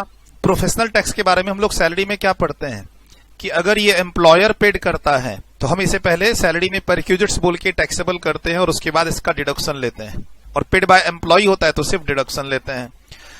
अब वही चीज हम पीजीबीपी की क्लास में क्या पढ़ रहे हैं, एम्प्लॉयर अपनी तरफ से एम्प्लॉय के लिए प्रोफेशनल टैक्स पे कर रहा है तो कोई बात नहीं, ये अलाउएबल एक्सपेंसेस होता है, इसकी कोई एडजस्टमेंट्स की जरूरत नहीं है। सर इनडायरेक्ट टैक्स में अगर आप कस्टम ड्यूटी पे करते हैं, बिजनेस चला रहे हैं, कस्टम ड्यूटी पे कर रहे हैं, जीएसटी पे कर रहे हैं, या सेल्स टैक्स पे कर रहे हैं, या पुराने वाले जो इनडायरेक्ट टैक्सेस हैं, एक्साइज ड्यूटी है या फिर आपका सर्विस टैक्स है, कुछ भी एग्जाम में रहे इनडायरेक्ट टैक्स, पुराना वाला नया वाला सब अलाउ कर देना, बट 43B जरूर लगाना। अब जैसे ये टैक्सेस है तो इसमें 43B जरूर सोचना पड़ेगा आपको, पेड है या नहीं है। कोई भी टैक्सेस, ड्यूटी, सेस, फी का डिडक्शन आपको कब मिलता है, जब आप उसको ड्यूली पेड कर दो। तो यहां पर पेड वर्ड ही तो है। सर एम्प्लॉयर ने प्रोफेशनल टैक्स पेड किया फॉर द एम्प्लॉय, तो इसको पीजीबीपी में अलाउ करते हैं। अब इसी का एडजस्टमेंट सैलरी में क्या करेंगे, तो सर एम्प्लॉयर ने पे किया है तो इसको पहले टैक्सेबल करेंगे एज अ परक्यूजिट्स, फिर एम्प्लॉय को डिडक्शन भी लेने देंगे, है ना। सर एक चीज और थोड़ा पीछे जाके मैं रिसर्च के लिए बोलना चाहूंगा। रिसर्च के लिए हम लोग क्लास में क्या पढ़ते हैं कि अगर आपने कोई खर्चा रिसर्च, ये जो डोनेशन टू रिसर्च वाली बात थी, यहां पे हम जो डोनेशन देते हैं, contribution for scientific research, sir इसी का आपको 80 जीजीए का बेनिफिट भी मिल सकता है, हम लोग क्लास में ये पढ़ते हैं। साइंटिफिक रिसर्च के लिए आपने कंट्रीब्यूशन किया है, ठीक। अगर आप बिजनेस चला रहे हैं तो सेक्शन 35 का डिडक्शन ले लीजिए जो ले रहे हैं यहां पे, और अगर आप बिजनेस नहीं चला रहे हैं, मान लो आपके पास सैलरी इनकम है, हाउस प्रॉपर्टी इनकम है, और आपने फिर भी साइंटिफिक रिसर्च के लिए कंट्रीब्यूशन और डोनेशन दिया है, तो हम लोग क्लास में क्या पढ़ते हैं, इसको आप जीटीआई के बाद 80 जीजीए में बेनिफिट ले लेना। और ये सेक्शन हम लोग पीजीबीपी में ही पढ़ते हैं, सेक्शन 35 के आसपास, ठीक। पॉलिटिकल पार्टी का बता ही दिया था मैंने, जीजीबी और जीजीसी। सर उसके बाद हमारे पास अब बात होगी किसकी, अब बात होगी sir professional tax. Professional tax paid by employer, यानी आप बिजनेसमैन हैं और आपने प्रोफेशनल टैक्स पे किया, अलाउ कर दो। ऐसे ही सिक्योरिटी ट्रांजैक्शन टैक्स पेड की बात होती है। सर देखो अगर तुम ट्रेडर हो, अगर तुम ट्रेडर होते ना, ट्रेडर जो डील्स करते हैं, शेयर सेल परचेज का काम करते हैं, शेयर सेल परचेज करने से जिनको पीजीबीपी की इनकम होती है, अगर वो एसटीटी पेड कर रहे होते तो हम उसे अलाउ कर देते, यही क्लास में पढ़े हैं। लेकिन यहां क्या लिखा हुआ है, केप्ट एज अ इन्वेस्टमेंट, तुमने शेयर्स को एज अ इन्वेस्टमेंट रखा हुआ है और वहां पे एसटीटी पेड कर रहे हो, तो सर ये तो फिर डिसअलाउ होगा। और इस एसटीटी पेड का कोई बेनिफिट कैपिटल गेन की कैलकुलेशन में भी नहीं मिलता है। सर जो आप एसटीटी पेड करते हैं और उससे होने वाला, आप एसटीटी पेड कर रहे हैं उस शेयर्स पे जो एज अ इन्वेस्टमेंट रखते हैं, तो एक ये कैपिटल गेन में जाएगा, तो यानी इसका पीजीबीपी में एक्सपेंसेस अलाउ नहीं करेंगे, ना परचेज वाला एसटीटी ना सेल वाला एसटीटी, ठीक।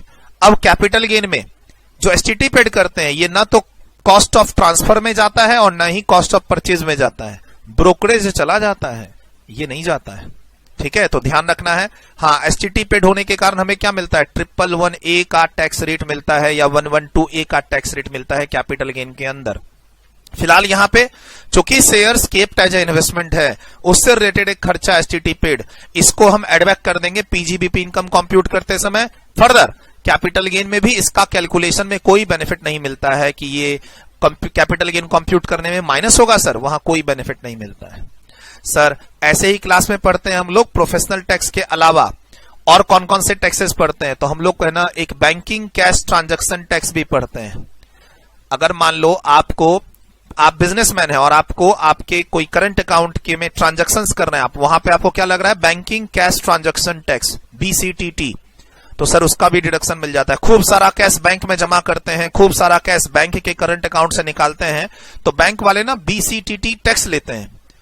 अब बिजनेस अकाउंट है और वहां ये टैक्स लग रहा है, अलाउ करो ना, क्या दिक्कत है सर। एक और क्लास में पढ़ते हैं कमोडिटी ट्रांजैक्शन टैक्स। अगर तुम ट्रेडर हो, कमोडिटी में डील करते हो और सीटीटी पे कर रहे हो, कमोडिटी ट्रांजैक्शन टैक्स तो अलाउ कर देना सर। एसटीटी भी अलाउ हो सकता है अगर तुम ट्रेडर हो, शेयर्स में डील करते हो तो ये छोटी छोटी बातें का देखो, हर टैक्स डिसअलाउ होगा ऐसा जरूरी नहीं है। अभी ऊपर क्या पढ़े थे, इनकम टैक्स डिसअलाउ हो जाता है sir. Income tax, advance tax, deferred tax, और जो लेट से आप रिटर्न फाइल करते हैं, लेट से एडवांस टैक्स पे करते हैं तो इसका इंटरेस्ट, ये सब डिसअलाउ हो जाता है सर। सारे टैक्स डिसअलाउ कर देंगे? नहीं नहीं, इनडायरेक्ट टैक्स अलाउ होता है। म्युनिसिपल टैक्स अगर आपने गोडाउन का, ऑफिस का पे किया है, 43B में पेड है वो आरओआई ड्यू डेट तक, तो अलाउ कर देना सर।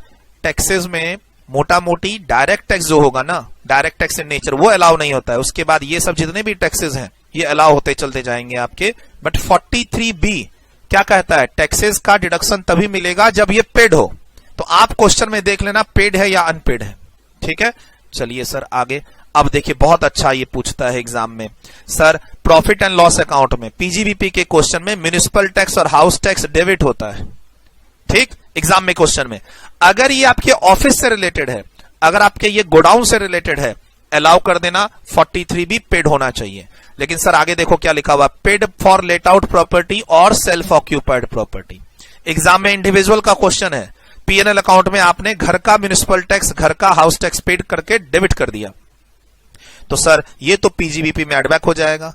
अब इसको कहां लेके जाएंगे, हाउस प्रॉपर्टी में।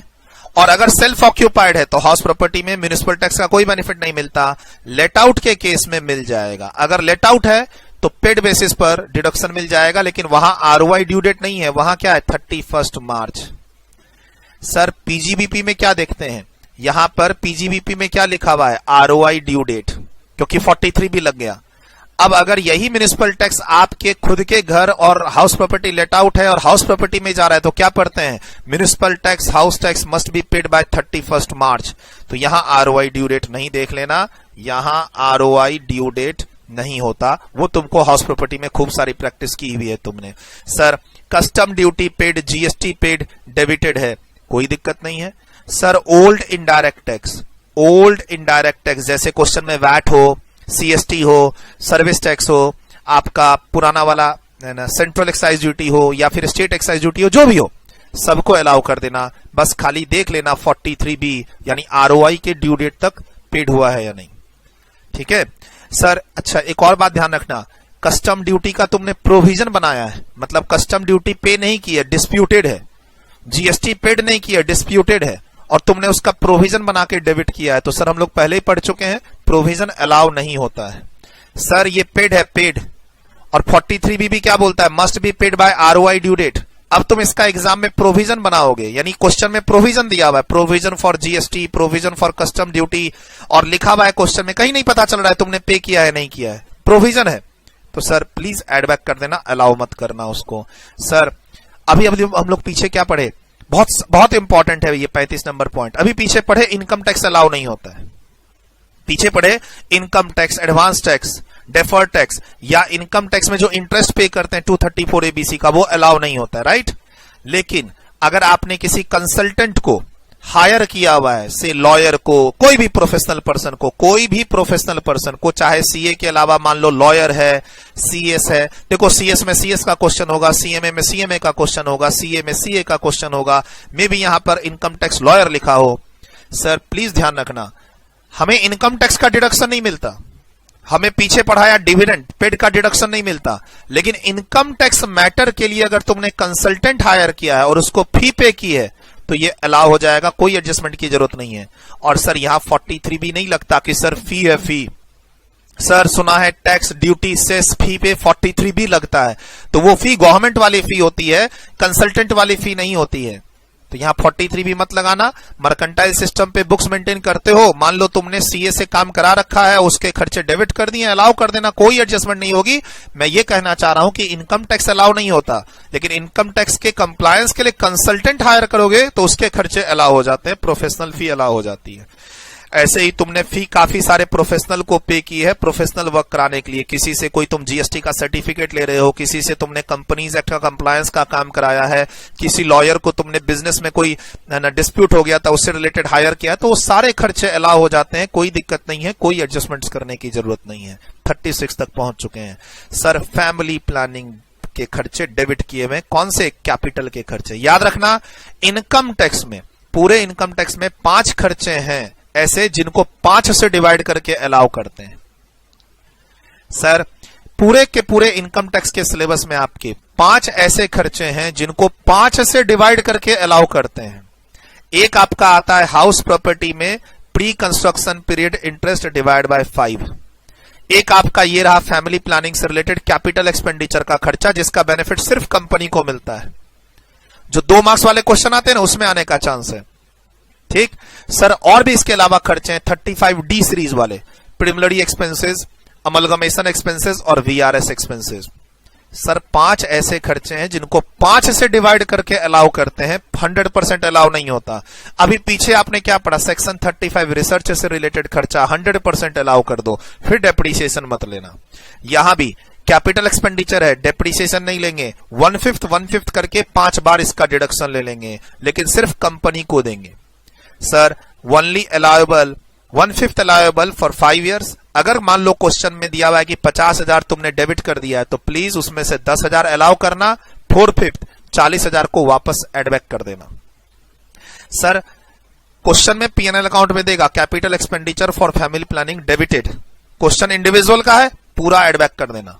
अगर एग्जाम में क्वेश्चन इंडिविजुअल का है, इंडिविजुअल का, तो आप 100% एडबैक कर देना। ठीक, और कंपनी का है तो 4/5 ऐड होगा, 1/5 अलाउ होगा। प्लीज ये बात ध्यान रखना। अब आता है वीआरएस एक्सपेंसेस।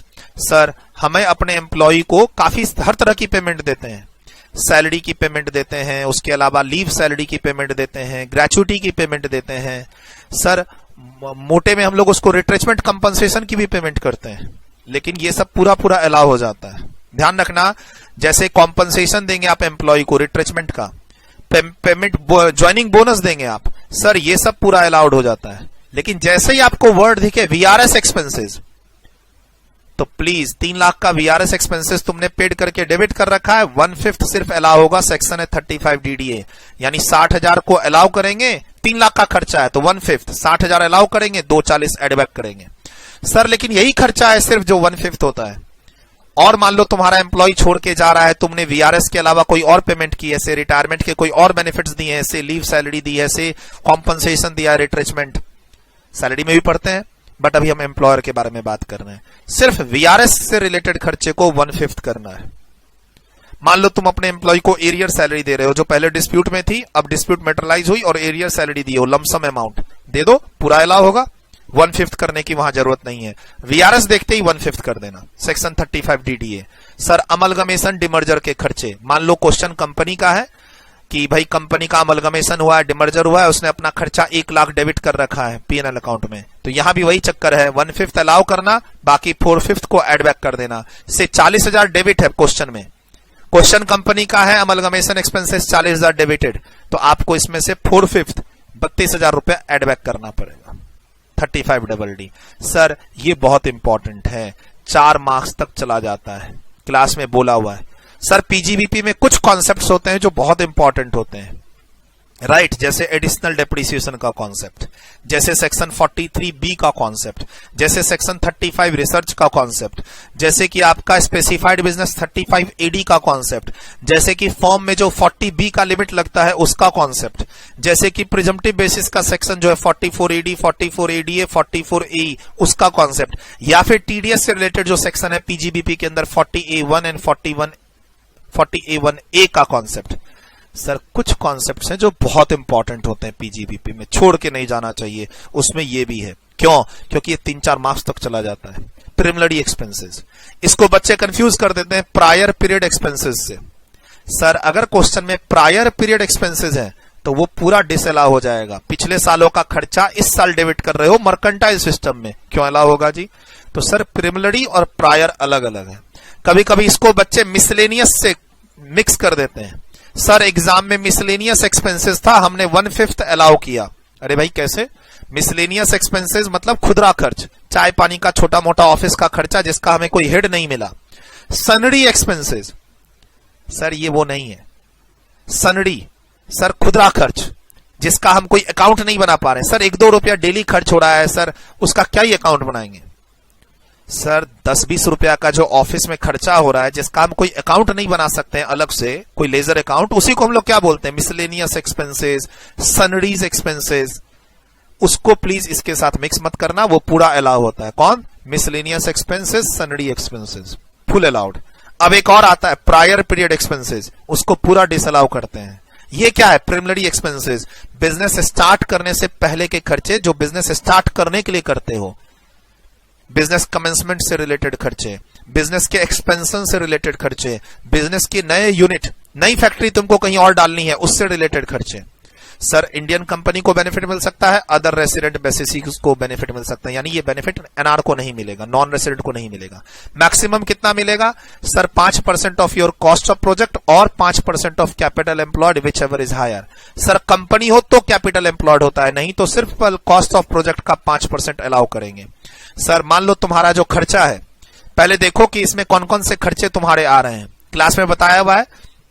नॉर्मली इसमें आपके ना बिजनेस कमेंसमेंट से एक्सपेंडिचर, बिजनेस कमेंसमेंट से रिलेटेड के खर्चे। अब जैसे मान लो कोई प्रोजेक्ट रिपोर्ट के खर्चे हैं, तुमने कोई मार्केट सर्वे करवाया है, तुमने कोई लीगल एग्रीमेंट बनवाया है, कंपनी हो तो तुम्हारे एमओए एओए के खर्चे, कंपनी हो तो तुम्हारे शेयर्स इशू के खर्चे भी इसमें आ सकते हैं।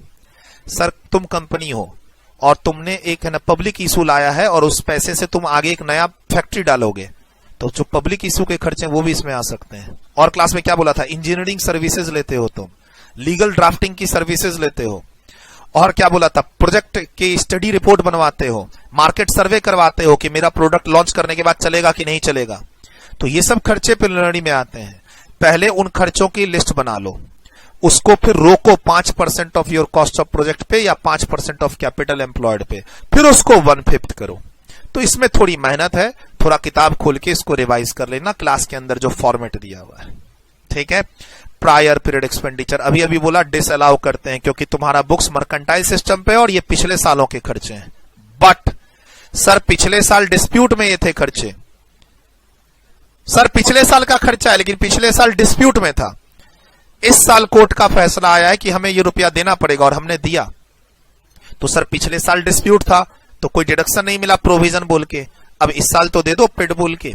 हाँ, if earlier year expenses were disputed and now crystallised and finalised by court तो फिर अलाउ हो जाएगा। या फिर हम लोग 43B में क्या पढ़ते हैं, मान लो 3 साल पहले का तुम्हारा कोई वो था, कोई टैक्सेस था, custom duty of earlier years now paid, तो 43B क्या बोलता है? पेड बेसिस पर अलाउ कर दो। उसके अलावा टीडीएस के सेक्शन है जो बोलता है टीडीएस नहीं काट के पे नहीं किए, खर्चे का डिडक्शन नहीं मिलेगा। फिर कब मिलेगा? मान लो 2-3 साल के बाद तुमने टीडीएस काट के जमा किया तब ले लेना। तो ये ऐसे भी खर्चे हो सकते हैं जिनको हम अलाउ करेंगे।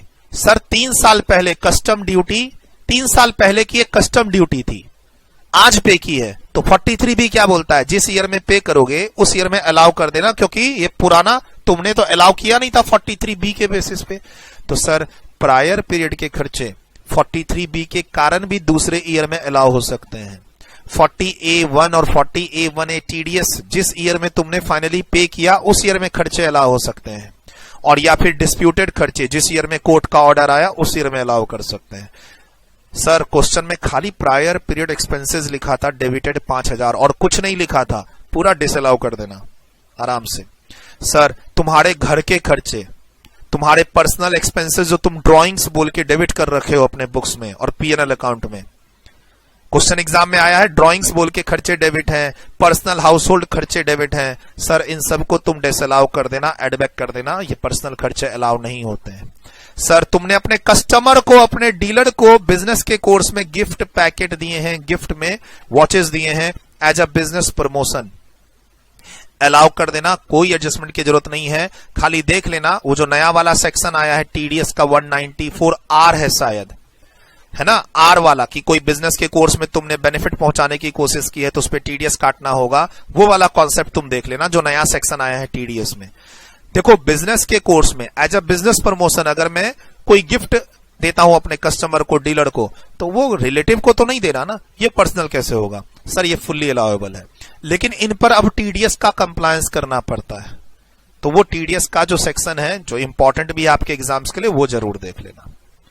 अच्छा यहीं पे एक और सेक्शन है बिटकॉइन से रिलेटेड, क्रिप्टो करेंसी से रिलेटेड, सीएमए वाले के सिलेबस में, सीएमए इंटर के सिलेबस में है, उसकी अलग से ही वीडियो यूट्यूब पे है, प्लीज वो जरूर करके जाना, वर्चुअल डिजिटल करेंसीज को लेके। सीए इंटर के सिलेबस में नहीं है। सर हम लोग क्लास के अंदर पढ़ते हैं crypto currency, digital virtual digital assets के बारे में, लेकिन सीए इंटर के सिलेबस में नहीं है, इसलिए उसको नहीं पढ़ाया जाता है। यूट्यूब पे मेरे वीडियो है, सीएमए के स्टूडेंट एग्जाम से पहले उस वीडियो को जरूर देख लेना, बहुत मजेदार है और वो एग्जाम्स के लिए एक्सपेक्टेड भी है, वो एरिया 3-4 मार्क्स के लिए, ये मैंने यहां बता ही दिया। अब देखो क्या हुआ, expenses debited but not paid. तुम बुक्स मर्केंटाइल सिस्टम पे रखते हो तो कोई बात नहीं सर, डेबिट किया है, पे नहीं किया तो भी अलाउ होना चाहिए, अलाउ कर देंगे, बट 43B के वो जो 7-8 खर्चे हैं उसका ध्यान रखना। सर डिसअलाउ कब होगा? Only if it is covered by section 43B, like duties, interest, bonus, तुम्हारा वो लीव सैलरी, उसके अलावा रेलवे को पेमेंट्स, बहुत सारे हम लोग वहां पे 7-8 खर्चे पढ़ते हैं 43B में। 43B इज मेन और इंपॉर्टेंट सेक्शन, 6-7 मार्क्स का क्वेश्चन भी एग्जाम में आ जाता है, छोड़ के तो जाने का सवाल ही नहीं उठता है। सर 43B नहीं लग रहा है, जैसे कि मैंने मकान मालिक का रेंट एक्सपेंसेस डेबिट कर रखा है बट उसको पे नहीं किया है, तो सर अलाउ हो जाएगा। क्यों? सर 43B में रेंट कवर नहीं है। हाँ रेलवे को रेंट जाएगा तब कवर है, क्लास में बोला हुआ है। जैसे एम्प्लॉय की सैलरी कवर नहीं है, सर एम्प्लॉय का bonus, commission, leave salary cover है, एम्प्लॉय की बेसिक सैलरी 43B में कवर नहीं है। पे नहीं क्यों, कोई बात नहीं, तब भी अलाउ होगा क्योंकि बुक्स मर्केंटाइल सिस्टम पे रख रहे हो। एडवांस टैक्स डेबिटेड पेड के बारे में पहले ही बता चुका हूं, डिसअलाउ कर देना। लेकिन अगर क्वेश्चन में टोटल टैक्स का क्वेश्चन है तो उसमें से लास्ट में जाके टोटल टैक्स में माइनस भी कर देना। मान लो एडवांस टैक्स डेबिटेड है, पीजीबीपी में अलाउ तो नहीं होगा, बट अगर क्वेश्चन में कहता है कंप्यूट टैक्स तो उस एडवांस टैक्स को लास्ट में जाके माइनस भी करना, जैसे टोटल टैक्स में से तुम टीडीएस टीसीएस को माइनस करते हो। सर तुम बुक्स मर्केंटाइल सिस्टम पे रखते हो, तुमने कोई इंश्योरेंस का खर्चा किया है 14,000 रुपए का, लेकिन 1 अप्रैल को पे किया है 2 साल के लिए, तो आधा अलाउ होगा, आधा अगले साल लेंगे। बुक्स तुम मर्केंटाइल सिस्टम पे रख रहे हो, तुमने 2 साल का खर्चा डेबिट कर रखा है, तो 1 ही साल का खर्चा अलाउ करोगे ना।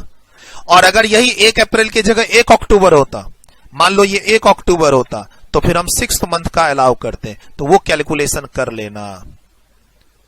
सर बुक्स कैश बेसिस पे है या मर्केंटाइल बेसिस पे देख लेना। अगर यही बुक्स कैश बेसिस पे होता तो फिर पूरा खर्चा अलाउ हो जाता, बट बुक्स मर्केंटाइल सिस्टम पे तुमने 2 साल का खर्चा एक बार में कर दिया, तो आधा अलाउ होगा, आधा अलाउ नहीं होगा। सर मान लो तुमने यही खर्चा 1 अक्टूबर को किया होता, तो फिर 6 महीने का ही अलाउ होता, 1 अक्टूबर से 31 मार्च, ये भी ध्यान रखना है तुमको। Sundries expenses, miscellaneous expenses debited, sir ये प्रिमिलरी एक्सपेंसेस नहीं होते, ये प्राइमरी नहीं होते, प्रिमिलरी नहीं होते, ये प्रायर पीरियड एक्सपेंसेस नहीं होते। सर इसको 1/5 नहीं करना होता, इसको पूरा अलाउ रखते हैं, यानी इसका कोई एडजस्टमेंट्स नहीं करेंगे। और 43B भी इस पे नहीं लगता है। बच्चे कंफ्यूज हो जाते हैं, सर इसका 1/5 अलाउ करेंगे क्या? सर ये प्रायर पीरियड एक्सपेंसेस है क्या? फुल्ली डिसअलाउड क्या? सर 43B अनपेड है सर, हमने डिसअलाउ कर दिया। सर अनपेड है, अनपेड अनपेड क्या लिखा हुआ है, even if not paid. Sir unpaid है तो भी अलाउ करेंगे, 43 भी थोड़ी ना लग रहा है इसमें। Sir replacement of old parts, जैसे आप मशीनों का रिपेयर करते हैं तो उसका खर्चा अलाउ हो जाता है, अगर मशीन का कोई पार्ट खराब है उसको रिप्लेस किया है तो उसका खर्चा भी अलाउ हो जाता है। सर आप टी रबड़ कॉफी वाले बिजनेसमैन नहीं है, नॉर्मल आप एग्रीकल्चरल एक्टिविटी में इन्वॉल्व है, कॉम्पोजिट एक्टिविटी करते हैं, जैसे आपने वो पैडी से राइस बनाने का काम, कॉटन से आपका थ्रेड्स बनाने का काम, और या फिर शुगर केन से शुगर बनाने का काम, तो उस केस में हम लोग रूल 7 लगाते हैं।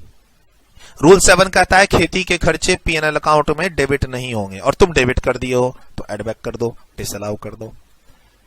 सर तुम टी रबड़ कॉफी में नहीं हो लेकिन कॉम्पोजिट एक्टिविटी करते हो, यानी वो बोला ना भी एग्जाम्पल, शुगर केन से शुगर बनाने का काम, पैडी से राइस बनाने का काम, ठीक। अब तुमने अपने पीएनएल अकाउंट में खेती के खर्चे डेबिट कर रखे हैं, अलाउ नहीं होगा। सर रूल 7 क्या बोलता है, एफएमबी ऑफ एग्रीकल्चर प्रोड्यूस, जो तुम्हारा खेत का प्रोड्यूस तुम्हारे फैक्ट्री में गया है उसका मार्केट वैल्यू डेबिट करना है। रूल 7 बहुत इंपॉर्टेंट है, एग्रीकल्चर की क्लास में पढ़ाता हूं, क्लास नोट्स देख के रिवीजन करके जाना एग्जाम में। सर रेंट एक्सपेंसेस अपने घर का तुमने डेबिट कर रखा है तो कैसे अलाउ कर देंगे, अलाउ मत करना। साथ में एक चीज जरूर देख लेना कि अगर तुम्हारा अपना कोई घर नहीं है, रेंट पर रहते हो, तो तुम 80GG का बेनिफिट जरूर ले लेना, ठीक है। सर तुमने किराए के घर में रहते हो, अच्छा नौकरी तो कर नहीं रहे हो, सर बिजनेसमैन हो ना तुम आज, सर नौकरी कर रहे होते तो एचआरए का बेनिफिट ले लेते तुम, लेकिन सर तुम नौकरी नहीं कर रहे हो, आज तुम बिजनेसमैन हो, पीजीबीपी की क्लास में हो, अब तुमने अपने घर का खर्चा यहां डेबिट कर रखा है, तो एक पीजीबीपी में अलाउ नहीं करेंगे। दूसरा, अगर क्वेश्चन टोटल इनकम का होगा तो 80GG लेना मत भूलना, लेकिन फिर इसका कंडीशन भी है कि जहां तुम किराए पे रह रहे हो वहां तुम्हारा अपना कोई मकान तुम्हारे नाम पर या वाइफ के नाम पर या माइनर चाइल्ड के नाम पर, स्पाउस के नाम पर नहीं होना चाहिए, या जिस एचयूएफ में तुम फैमिली मेंबर हो उसका मकान नहीं होना चाहिए। वो कंडीशन जो 80GG की है वो जरूर देख लेना। और अगर रेंट पेड पर्सनल घर का डेबिट है तो 80GG लेने की कोशिश करना, क्वेश्चन वहां तुम्हें फ्रेम करेगा। सरकार के खर्चे डेबिट किए हैं लेकिन साथ में लिखा हुआ है 20% पर्सनल यूज है, तो कार के खर्चे, कार का डेप्रीसिएशन, कार के ड्राइवर की सैलरी, सब में 20% डिसअलाउ कर देना, सिर्फ 80% ही अलाउ होगा।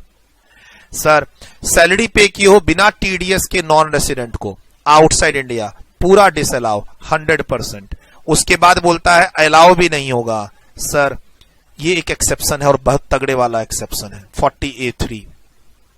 ये 40A1 नहीं है, 40A1 में आगे अलाउ हो जाता है।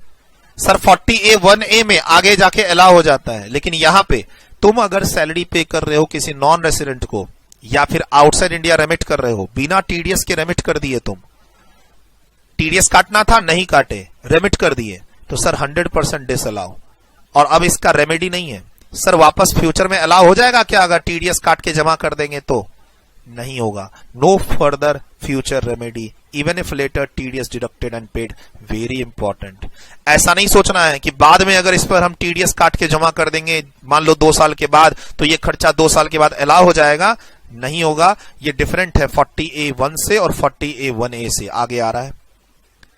ठीक sir, salary, royalty, fee for technical service, rent, works contract, fee for professional service, brokerage etcetera के खर्चे तुम रेसिडेंट को पे कर रहे हो बिना टीडीएस के। ठीक है, टीडीएस के ये सब सेक्शन आपको क्लास में रेफर किया जाता है, जो टीडीएस की क्लास में भी बताता हूं कि ये इंपॉर्टेंट है। 194R भी जोड़ लेना इसमें। 194R इस बार की अमेंडमेंट, नया सेक्शन है आपका, है ना सर। 194R से रिलेटेड वीडियो यूट्यूब पे भी है। टीडीएस की तो मेरी पूरी क्लास ही यूट्यूब पे है। मैं अपने 194R पेज नंबर 19.41 बहुत इंपॉर्टेंट है। ठीक, मेरी 5वीं या 6ठी लेक्चर में होगा वो टीडीएस में। सर टीडीएस के ये इंपॉर्टेंट सेक्शंस हैं जो टीडीएस की क्लास में भी पढ़ते हैं हम लोग। ठीक है, उसके अलावा इसका लिंकिंग पीजीबीपी से भी है कि अगर टीडी तुमने ये सारी पेमेंट की है, रॉयल्टी, सैलरी रेसिडेंट को, सैलरी किसको? रेसिडेंट इन इंडिया को। सैलरी अगर तुमने रेसिडेंट इन इंडिया को पे की है तब हम आएंगे किसमें? 40A1। ये किसकी हम बात कर रहे हैं? सेक्शन 40A1A की बात कर रहे हैं। तो इसमें सैलरी भी है। हाँ सर, सैलरी अगर तुम रेसिडेंट को इंडिया में पे करते हो तो यहां आओगे। तो salary, royalty, FTS, rent, works contract, fee for professional services, brokerage, नीचे सेक्शन कोड किए हुए हैं। सर तुम ये सब की पेमेंट कर रहे थे और एज पर टीडीएस प्रोविजन तुमको टीडीएस काटना चाहिए था, लेकिन तुमने टीडीएस नहीं काटा या काट के तुमने जमा नहीं किया टाइम पे। क्लास के अंदर पूरा एनालाइज करते हैं कि टीडीएस काटो, नहीं काटोगे तो डिसअलाउ, काट के नहीं जमा करोगे तो disallow. Sir deducted but not paid वाला केस भी इसके अंदर कवर है और आरओआई ड्यू डेट देखते हैं इसमें भी, like 43B। Sir TDS not deducted या डिडक्टेड बट नॉट पेड, तो तुम्हारा 30% एक्सपेंसेस क्या होगा, डिसअलाउ होगा। यहां पर पेई कौन है, पेड टू रेसिडेंट है। सर पेमेंट तुमने की है, रेसिडेंट को टीडीएस काटना चाहिए था, नहीं काटे, तो अब उसमें लिमिट भी ध्यान रखनी है तुमको। जैसे रॉयल्टी पे 30,000 की लिमिट है, फी फॉर टेक्निकल सर्विस पे 30,000 की लिमिट है, रेंट के 2 सेक्शन है। पीजीबीपी की क्लास में है तो एक सेक्शन की बात कर लेते हैं जहां पे 2,40,000 की लिमिट है। Works contract 194C, fee for professional service, director को पेमेंट करते हैं वहां कोई लिमिट नहीं है 194J में, है ना। तो सर देखो, विद इन द लिमिट हो मतलब टीडीएस नहीं काटना था, विद इन द लिमिट हो टीडीएस नहीं काटना था, मतलब कोई भी खर्चा डिसअलाउ नहीं होगा। लिमिट क्रॉस करोगे टीडीएस काटना चाहिए था, नहीं काटे, 30% खर्चा डिसअलाउ। ऊपर वाले में कितना था, 100% खर्चा डिसअलाउ। यहां पेमेंट रेसिडेंट को जा रही है, सेक्शन कौन सा लग रहा है, 40A1A। टीडीएस काटना था बट नहीं काटे, पेमेंट कर दी, 30% खर्चा डिसअलाउ। सर आगे जाके ये अलाउ हो जाएगा, हाँ लेटर ऑन जिस भी ईयर में तुम टीडीएस फाइनली डिडक्ट करके पे कर दोगे उस ईयर में पेड बेसिस पर ये अलाउ हो जाएगा, जो अभी डिसअलाउ हो रहा है। अच्छा, टीडीएस सेम ईयर में काटना जरूरी है और पे सेम ईयर में कर दो या आरओआई के ड्यू डेट तक कर दो 43B की तरह, बट टीडीएस काट लो, 31 मार्च तक टीडीएस काट लो, ये जरूरी है। सर लेकिन अगर आप पेमेंट एनआर को कर रहे हैं, पेमेंट आउटसाइड इंडिया कर रहे हैं बिना टीडीएस के, तो फिर यहां 100% डिसअलाउ है। टीडीएस का प्रोविजन एप्लीकेबल था बट टीडीएस नहीं काटे या काट के जमा नहीं किए तो 100% डिसअलाउ। फ्यूचर में लेटर ऑन जिस भी ईयर में तुम टीडीएस पेड कर दोगे अलाउ हो जाएगा, जिस ईयर में पे करोगे। यहां कौन सा सेक्शन लग रहा है, 40A1 लग रहा है, ठीक। और भी काफी चीजों की एनालिसिस क्लास में करते हैं, क्लास में 2 घंटा देते हैं इस पे, अब उतना टाइम यहां देना जरूरी नहीं है, मैं एक रिकॉल करा रहा हूं। बाकी क्लास में एक और बात होती है कि चलो कोई बात नहीं, अगर मैंने टीडीएस नहीं काटा बट सामने वाला रेसिडेंट है और उसने टैक्स जमा करके अपनी रिटर्न फाइल कर दी है तो डिम्ड पेड और अलाउ मानेंगे, ये सब क्लास में एनालाइज करते हैं, तो मैं उसमें नहीं जा रहा। एक यहां पर एग्जाम्पल दिया है कि देखो मिस्टर ए है जिसका लास्ट ईयर बिजनेस का टर्नओवर 80 लाख था, मात्र 1 करोड़ से कम, तो यानी 194I लगेगा ही नहीं, क्योंकि 194I में टर्नओवर पिछले साल का 1 करोड़ से ऊपर होना चाहिए। अब इसने 5 लाख रुपए का रेंट पे किया बिना टीडीएस के, फुल्ली अलाउएबल होगा। क्यों, टीडीएस 194I में कटना ही नहीं था क्योंकि इसके पिछले साल का टर्नओवर 1 करोड़ और उससे कम है। तो सबसे पहले तुमको क्या देखना पड़ेगा, यहां पे टीडीएस के प्रोविजन अप्लाई हो रहे हैं या नहीं। टीडीएस के अप्लाई होने के बाद तुमने डिफॉल्ट किया है टीडीएस नॉट डिडक्टेड या डिडक्टेड बट नॉट पेड, तो तुम्हारे रेसिडेंट के केस में 30% खर्चा डिसअलाउ और नॉन रेसिडेंट के केस में 100% खर्चा डिसअलाउ। और फ्यूचर में जब भी कंप्लायंस कर दोगे ये फ्यूचर के ईयर्स में अलाउ हो जाएंगे, खाली ऊपर वाला अलाउ नहीं होगा, सैलरी टू नॉन रेसिडेंट। एक बार गलती करती डिसअलाउ तो डिसअलाउ परमानेंट है वो। सर एक बार पहले नोट कर लीजिए अभी तक जो पढ़ाया है, देखिए इसमें कुछ नोटिंग वोटिंग करनी है क्या। मोटा मोटी ये डिस्कशन आपको काफी हेल्प करेगा, मैं ये नहीं कह रहा कि 100% हेल्प करेगा। सर 100% तो वो चीज हेल्प करेगी ना जो आप ओवर अ पीरियड पढ़ते हुए यहां तक पहुंचे हो। अब 8 से 10 क्लासेस लेता हूं पीजीबीपी की, उसके अलावा 3-4 क्लास अलग से लेता हूं डेप्रिसिएशन की, उसके अलावा फर्म की 1 क्लास लेता हूं, मतलब टोटल 14-15 क्लासेस लेता हूं। अब उसमें जो कॉन्सेप्ट्स लिखाया हुआ है आपको, उसके बेसिस पर जो आपने रिवीजन नोट्स बनाए होंगे, समरी नोट्स बनाए होंगे, वो ज्यादा हेल्प करेंगे आपको, आपकी खुद की पढ़ी हुई चीज। ये तो एक एडिशनल मैं आपको हेल्प कर रहा हूं, रिकॉल कर रहा हूं फटाफट। इसीलिए बोला क्या कि आप पहले ये पीडीएफ पढ़ लो और देख लो कि सब कुछ सही सही जा रहा है ना, जो चीज लिखी हुई समझ में आ रही है तो वीडियो देखने की जरूरत क्या है आपको। डन, देखो यहां कुछ लिखना है क्या। और ये सब चीज ना, कोई मैराथन क्लास होती है, कोई रिवीजन क्लास होती है, या कोई इस तरीके की जो क्लास होती है जो मैं अभी ये वाली रिकॉर्ड कर रहा हूं, सर सिर्फ यही पढ़ के आप पास कर जाओगे ऐसा नहीं हो सकता। आपने जो पीछे मेहनत कर रखी है ना रेगुलर क्लास में, जो आपने क्लास नोट्स बना रखे हैं, उससे जो आप रिवीजन करते हो वो बेस्ट होती है, वो बेस्ट। ये तो एक मन का सेटिस्फेक्शन है कि चलो हमने सर की ये वीडियो अटेंड कर ली तो पीजीबीपी का क्वेश्चन बन जाएगा, कॉन्फिडेंस है। सर आपके एग्जाम में जो पीजीबीपी के क्वेश्चन आएंगे उसमें 80% एडजस्टमेंट्स, 80% एडजस्टमेंट्स मेरी इन दोनों वीडियो में कवर्ड होंगी। जो इनकम एडजस्टमेंट्स के नोट्स हैं और वीडियो है, और ये जो एक्सपेंस एडजस्टमेंट्स के नोट्स और वीडियो है। बहुत बार तो इन वीडियोस को वो लोग भी रेफर करते हैं जो इनकम टैक्स के डिपार्टमेंट वाले एग्जाम्स की तैयारी करते हैं। ये इतना इंपॉर्टेंट वीडियो है। बहुत बार मेरे पास मैसेज आए हैं कि सर मैं इनकम टैक्स डिपार्टमेंट का एग्जाम दे रहा हूं, मैंने आपकी ये वीडियो अटेंड की, काफी हेल्पफुल है, हमें इससे रिलेटेड पीडीएफ नोट्स चाहिए या आपकी पूरी पीजीबीपी की क्लास चाहिए। इतना इंपॉर्टेंट है ये, और आपके एग्जाम्स में तो इंपॉर्टेंट है ही है ये डिस्कशन। देखिए कुछ लिखना है क्या, नोटिंग अगर कुछ कहीं पे लिखनी है तो वीडियो रोक के लिख लीजिएगा, मैं धीरे धीरे स्क्रॉल कर रहा हूं। 1/5 वाली बात दिमाग से मत निकालना, 35D के सारे स्टेप्स देख लेना। 7 तरह के खर्चे होते हैं इसमें, एलिजिबल एक्सपेंसेस, वो जरूर जाके नोट्स में देख लेना। सर यहीं पे हो सकता है तुमने LIC का खर्चा डेबिट कर रखा होगा, तो LIC के लिए या NSC की इन्वेस्टमेंट कर रखी होगी तो उसके लिए 80C का बेनिफिट लेना मत भूलना। कहेगा house hold expenses includes life insurance policy premium paid, तो उसका 80C ले लेना फटाफट, और क्या। Done done.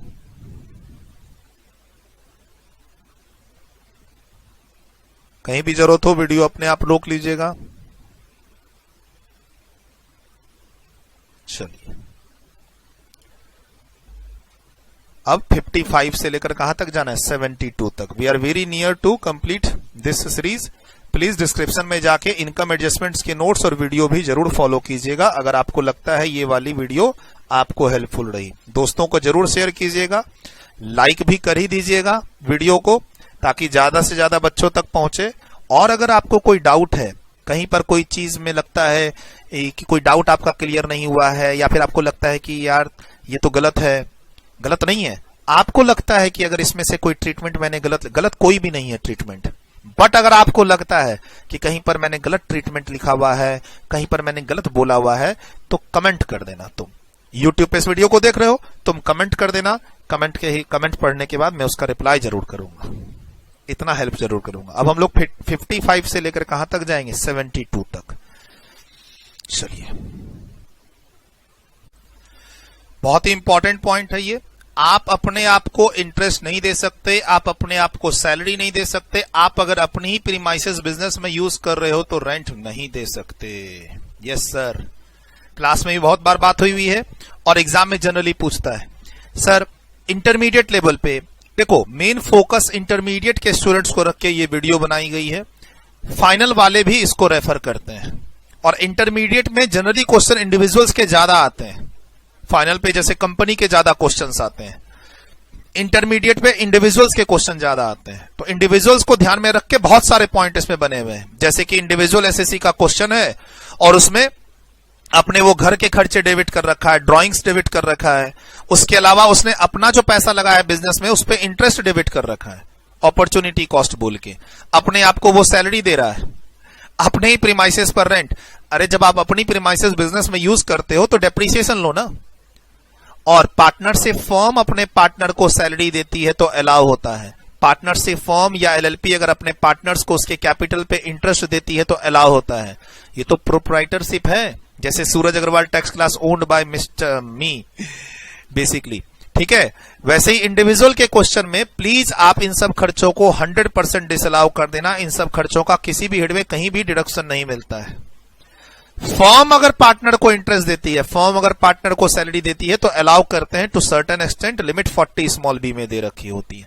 सर इंडिविजुअल का क्वेश्चन है, आपने अपने और फैमिली के जो life insurance policy premium paid किए हैं वो यहां डेबिट कर दिए हैं, तो सर इसको तो डिसअलाउ करेंगे। पर्सनल एक्सपेंसेस है, मतलब एड बैक करेंगे, प्रॉफिट को बढ़ाएंगे, साथ में आप 80C का डिडक्शन भी ले लेंगे।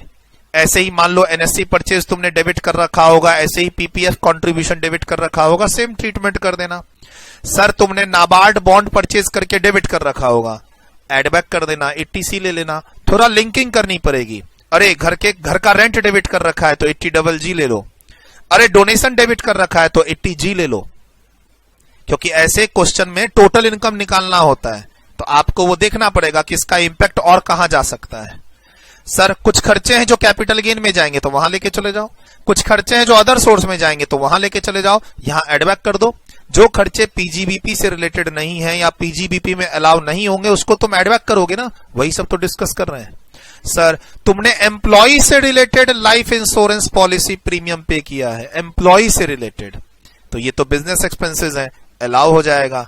और सर ये तुमने अपने लिए या अपनी फैमिली के लिए नहीं किया है कि तुमको 80C मिल जाए, ठीक है। बट प्लीज ध्यान रखना, अगर हम अपने एम्प्लॉय के लिए लाइफ इंश्योरेंस पॉलिसी प्रीमियम देते हैं तो सैलरी में एम्प्लॉय के हैंड्स पे ये परक्यूजिट्स कहलाता है और एम्प्लॉय अपने यहां 80C का डिडक्शन ले लेगा, हम यहां पर नहीं ले पाएंगे। पीजीबीपी में employer businessman life insurance policy premium paid for employee का खर्चे का बेनिफिट ले लेगा, 80C नहीं ले पाएगा, खर्चे का डिडक्शन ले लेंगे यहां पे। अब चलते हैं सैलरी में, तो ये परक्यूजिट्स होगा और वो वहां 80C ले लेगा, कौन? एम्प्लॉय। सर आप अपनी फैमिली के लिए लाइफ इंश्योरेंस पॉलिसी का खर्चा पे कर रहे हैं, अपने लिए खर्चा पे कर रहे हैं, पीजीबीपी में अलाउ नहीं होगा, बट अपने एम्प्लॉय पे खर्चा करेंगे अलाउ हो जाएगा, बट 80C मत लेना यहां पे। अब ऐसे ही आपने एम्प्लॉय के लिए क्या लिया है? Mediclaim policy, health policy premium, health policy premium पे कर रहे हो, जनरली अलाउ हो जाता, बट कैश में पेमेंट करते हो तो डिस अलाउ हो जाएगा। सर एक तो तुम अपने फैमिली के लिए पे कर रहे हो तो 80D लेने की कोशिश मत करिए, एक तो तुम अपने एम्प्लॉय के लिए पे कर रहे हो तो 80D लेने की कोशिश मत करना। बिजनेस एक्सपेंसेस अलाउ होगा कि नहीं? हो जाता अगर तुम कैश में पे नहीं करते। If paid by other modes other than cash तो तुम इसको अलाउ कर लेते, कोई मॉनिटरी लिमिट यहां पे नहीं है। सर वो मॉनिटरी लिमिट 80D के अंदर है, 25,000 की, 50,000 की, प्रिवेंटिव में 5,000 की, सीनियर सिटीजन हो तो 50,000 की, वो सब 80D में है। अपन लोग अभी क्या देख रहे हैं? बिजनेस एक्सपेंसेस ये अलाउ होगा या नहीं। सर अगर यही तुम अपने और अपने फैमिली के लिए पे कर रहे हो, medical premium paid for self और फैमिली, तो यहां डिसअलाउ हो जाएगा, पीजीबीपी में प्रॉफिट में ऐड कर देंगे, 80D ले लेना, उसके कंडीशन वही है, अदर देन कैश 25,000 की लिमिट, प्रिवेंटिव है तो 5,000 की लिमिट, सीनियर सिटीजन है तो 25,000 और मिलेगा। बट प्लीज क्वेश्चन में ध्यान रखना, एम्प्लॉय के लिए पे कर रहे हो या अपनी फैमिली के लिए? एम्प्लॉय के लिए पे कर रहे हो तो अलाउ होगा अगर पेमेंट अदर देन कैश है, फैमिली में भी अदर देन कैश ही है 80D के लिए, खाली प्रिवेंटिव में कैश अलाउड है, वो तुम 80D के प्रोविजंस जब डिडक्शन में रिवाइज करोगे तो देख लेना। सर बच्चों की पढ़ाई के ट्यूशन फी के खर्चे तुमने पीएनएल अकाउंट में डेबिट कर रखे हैं, डिसअलाउ तो होगा बट इसका 80C लेना मत भूलना। क्लास में पढ़ते हैं ना, ट्यूशन फी एलिजिबल हो जाती है 2 बच्चों के लिए 80C में, तो 80C लेना मत भूलना। सर लॉटरी टिकट के खर्चे तुमने डेबिट कर रखे हैं, अब जीते हो तो इनकम फ्रॉम अदर सोर्स में ये इनकम जाती है, सर यहां तो खर्चा डिसअलाउ होगा, and income from other source में इसका कोई डिडक्शन नहीं मिलेगा क्योंकि कैजुअल इनकम ग्रॉस बेसिस पे टैक्सेबल होती है। लॉटरी टिकट एक्सपेंसेस का बेनिफिट कहीं नहीं मिलेगा, जीतते हो तो कैजुअल इनकम बोल के ग्रॉस पे वो टैक्सेबल हो जाती है, वहां खर्चे नहीं घटाते हैं हम लोग। सर लोन लिए हो, इंटरेस्ट पे की हो, तुमने यहां खर्चा डेबिट कर दिया, लोन अपने पर्सनल पढ़ाई के लिए लिए थे, इंडिविजुअल एसएससी का क्वेश्चन है, तो प्लीज डिसअलाउ कर देना पीजीबीपी में खर्चा, 80E लेना मत भूलना इंटरेस्ट पोर्शन का। ऐसे ही हाउस लोन का इंटरेस्ट तुमने मान लो डेबिट कर रखा होगा, तुमने अपने घर का लोन ले रखा है और उसका इंटरेस्ट प्रिंसिपल यहां डेबिट कर रखा है, तो इंटरेस्ट का 24B ले लेना, प्रिंसिपल का 80C ले लेना, पीजीबीपी में खर्चा डिसअलाउ कर देना, 80EE और EE भी चेक कर लेना कहीं मिलेगा कि नहीं, 80EE का 50,000, 80EE का 1,50,000, वो सब चेक कर लेना। बट प्लीज लिंकिंग तो करनी पड़ेगी तुमको। सर अगर लोन लिए हो इन्वेस्टमेंट के लिए और उसका खर्चा तुमने डेबिट कर दिया पीजीबीपी में, तो ऑब्वियस सी बात है डिसअलाउ करेंगे। ये अगर लोन लेके इन्वेस्टमेंट करते हो तो उसके इंटरेस्ट का खर्चा कहां जाएगा? इनकम फ्रॉम अदर सोर्स में। लेकिन एक बात और ध्यान रखना, अगर तुम डिविडेंड इनकम अर्न कर रहे हो तो वहां पर खर्चे पे लिमिट है 20% की, सेक्शन 57 जाके रिवाइज कर लेना। सर लोन लेके इन्वेस्टमेंट करते हैं कहां? शेयर्स में, और उससे डिविडेंड आता है, तो सर 20% तक का ही खर्चे का डिडक्शन मिलता है इंटरेस्ट का, ये बात हम लोग पढ़े हुए हैं। डिविडेंड अगर 1 लाख रुपए आ रहा है तो उसका 20% 20,000 वहीं तक का खर्चा डाला होगा। अगर इन्वेस्टमेंट से डिविडेंड की इनकम आ रही है तो लिमिट है। अब मान लो लोन लेके डिवेंचर में लगा दिया, तब तो पूरा इंटरेस्ट माइनस करो ना इनकम फ्रॉम अदर सोर्स निकालते समय, पीजीबीपी में ये नहीं जाएगा। सर तुम फर्म हो, एलएलपी हो, तुमने अपने पार्टनर को 15% पर एनम का इंटरेस्ट दिया एज पर डिड। हम लोग 40 स्मॉल बी की क्लास अलग से लेते हैं, 12% तक अलाउ कर देना, 3% डिसअलाउ कर देना, और सेम 12% पार्टनर के हाथ में पीजीबीपी इनकम हो जाएगी। यही पढ़ते हैं। सर फर्म ने पार्टनर को 15% दिया, तो 15% टैक्सेबल नहीं होगा पार्टनर को 12% ही टैक्सेबल होगा और फर्म को 12% ही अलाउ होगा, एज पर डिड होना चाहिए। 3% खर्चा डिसअलाउ कर देना इंटरेस्ट का फर्म और एलएलपी के केस में। लेकिन ध्यान रखना, यहां पार्टनर के हैंड पे जो इंटरेस्ट मिला है वो टैक्सेबल होगा, लेकिन वो भी 12% ही होगा। और कहां होगा? पीजीबीपी हेड में होगा। यहां कौन सा सेक्शन लग गया? 28। ऐसे ही क्वेश्चन फर्म एलएलपी का है और तुमने पार्टनर्स की सैलरी डेबिट कर रखी है, तो फिर इस पे सबसे पहले उस सैलरी को ऐड करके क्या निकालने की कोशिश करना? Book profit. उसके बाद उसमें 40B की लिमिट देख लेना, वही 3 लाख तक 90%। लॉस का अगर केस है तो 1,50,000 तक मैक्सिमम रेम्यूनरेशन दे सकते हैं। पार्टनर्स कौन सा होना चाहिए? वर्किंग पार्टनर होना चाहिए और एज पर डिड होना चाहिए। एज पर डिड होना चाहिए, वर्किंग पार्टनर होना चाहिए। मैक्सिमम आप बुक प्रॉफिट का 90 एंड 60% तक अलाउ करोगे। 3 लाख तक 90% और 3 लाख के ऊपर 60%। अगर बुक प्रॉफिट नेगेटिव है तो मैक्सिमम तुम सैलरी, बोनस, कमीशन सब इसी के अंदर आएगा। Sir not only salary, bonus, commission सब इसी के अंदर आएगा। फर्म एलएलपी अभी सभी वर्किंग पार्टनर को मिला के कितना सैलरी, बोनस, कमीशन दे सकती है? इंटरेस्ट तो 12%, उसके अलावा कितना दे सकती है सैलरी, बोनस, कमीशन? तो डिड के अकॉर्डिंग अपने वर्किंग पार्टनर को विद इन द लिमिट दे सकती है। उसके लिए बुक प्रॉफिट निकालना पड़ता है। बुक प्रॉफिट के लिए आप नेट प्रॉफिट में सारे पीजीबीपी के एडजस्टमेंट्स कर लो, इंक्लूडिंग इंटरेस्ट घटा दो। सैलरी डेबिट है तो उसको पहले ऐड कर दो। यही पढ़ते हैं फर्म की क्लास में। और सर 40B वेरी इंपॉर्टेंट है आपके एग्जाम्स के लिए, 4-5 मार्क्स का आता है। हम लोगों ने बहुत डिटेल डिस्कशन क्लास के अंदर कर रखा है, वो रिवीजन कर लेना तुम थोड़ा सा क्लास नोट से एग्जाम में जाने से पहले। स्टॉक, क्वेश्चन में लिखा रहता है स्टॉक ओवर वैल्यूड है, ओपनिंग स्टॉक, तो आपको अपना नेट प्रॉफिट बढ़ाना पड़ेगा। ये तुम थोड़ा अकाउंटिंग कॉन्सेप्ट भी यहां लगा सकते हो। Sir closing stock under valued है, मतलब आपकी प्रॉफिट घटी हुई है, प्रॉफिट को बढ़ाना पड़ेगा। Sir closing stock over valued है, मतलब प्रॉफिट बढ़ी हुई है, अब उसके एडजस्टमेंट्स के लिए तुमको प्रॉफिट को घटाना पड़ेगा। तो कभी कभी ऐसे क्वेश्चन भी आ जाते हैं कि तुम्हारा ओपनिंग स्टॉक ओवर वैल्यूड है, क्लोजिंग स्टॉक ओवर वैल्यूड है, अंडर वैल्यूड है। या कभी कभी होता है क्लोजिंग स्टॉक में 1 लाख का स्टॉक लिखना भूल गए, ओमिटेड। सर क्लोजिंग स्टॉक में 1 लाख रुपया का स्टॉक लिखना भूल गए, अब लिखोगे तो उससे क्या होगा? तुम्हारा प्रॉफिट बढ़ाना पड़ेगा तुमको। सर क्वेश्चन में प्रॉफिट दे रखा है और क्या बोल रहा है क्वेश्चन? तुमने 1 लाख रुपया का क्लोजिंग स्टॉक लिखना तुम भूल गए, अब क्लोजिंग स्टॉक को 1 लाख से बढ़ाओगे तो प्रॉफिट भी क्या होगा? 1 लाख से बढ़ेगा। ऐसे भी क्वेश्चन आ सकते हैं। सर तुमने आईसीडीएस को फॉलो करके अगर कोई प्रोविजन बनाया है तो उसका डिडक्शन मिलता है, और ये क्वेश्चन एग्जाम में कभी कभार पूछ देता है हर लेवल पे। सीए इंटर में नहीं पूछना चाहिए, तैयारी रखेंगे। और पहले मैंने बताया था शुरू के 10 मिनट में, आईसीडीएस को फॉलो करके अगर तुम कोई प्रोविजन बनाते हो, provision debited on the basis of reasonable certainty and reliable estimation is made, ये आईसीडीएस की लैंग्वेज है। 10 आईसीडीएस हैं। सर अगर आईसीडीएस को फॉलो करते हुए there is a reasonable certainty, there is a reliable estimate, जिसके बेसिस पर तुमने कोई प्रोविजन बनाया है खर्चे का, तो उसका डिडक्शन मिल जाएगा, even if it is not paid, even if it is not paid. और एक होता अनसर्टेनिटी, उसका अलाउ नहीं करेंगे। एक होता है सर्टेनिटी, उसका अलाउ कर देंगे। और ये क्या है? Reasonable certainty. और ऐसा आईसीडीएस बोल रहा है, तो मैंने पहले ही कहा था आईसीडीएस के बेसिस पर अलाउ कर देंगे। तो इस बात का फाइनल वाले बच्चे तो जरूर ध्यान रखना। सर लैंड परचेज का कहीं कोई बेनिफिट नहीं है और न ही इस पे कोई डेप्रिसिएशन मिलता है। सर एक प्लीज सेक्शन 35 का अच्छे से तैयारी कर लेना। सेक्शन 35 एडी 14 स्पेसिफाइड बिजनेस, जहां पर हम लोग पढ़ते हैं कि लैंड, गुडविल और फाइनेंशियल इंस्ट्रूमेंट का डिडक्शन नहीं मिलता है। 35 एडी के 14 स्पेसिफाइड बिजनेस में अगर तुम कोई कैपिटल एक्सपेंडिचर करते हो तो 100% का डिडक्शन मिलता है ना। और फिर वो 8 साल वाली प्लांट एंड मशीनरी की कॉन्ट्रावेंशन वाली बात, प्लीज थोड़ा सा कॉन्सेप्ट रिवाइज कर लेना 35 एडी का अलग से, जो यहां पर कवर नहीं हो रहा है क्लास के अंदर। हम किसी भी सेक्शन के अंदर डिटेल में नहीं जा रहे, जैसे 44 AB टैक्स ऑडिट का सेक्शन, या फिर 44 AD, या फिर 44 AE, या 44 ADA, ये सब की तैयारी तुम नोट्स, क्लास नोट्स से जाके प्लीज कर लेना। लास्ट में इंस्ट्रक्शन दिया हुआ है तुमको। सर कभी कभी क्वेश्चन में लिखा रहता है one time licence fee paid debited, तुमने कोई लाइसेंस परचेज किया है। सर जनरली ये कैपिटल एक्सपेंडिचर होते हैं, इसको तुमको इंटेंजिबल एसेट्स मान के 25% का डेप्रिसिएशन लेना है। अच्छा, कभी कभी हम लोग लाइसेंस फी को रॉयल्टी मान के 100% अलाउ भी कर देते हैं।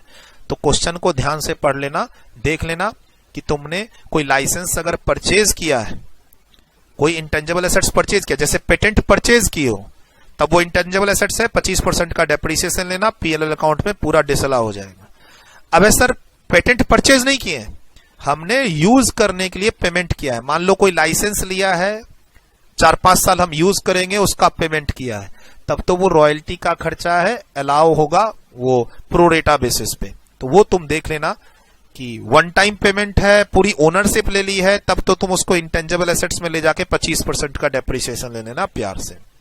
सर मशीन खरीदने के लिए लोन लिए हो, अब देख लेना पुट टू यूज हुआ है या कि नहीं।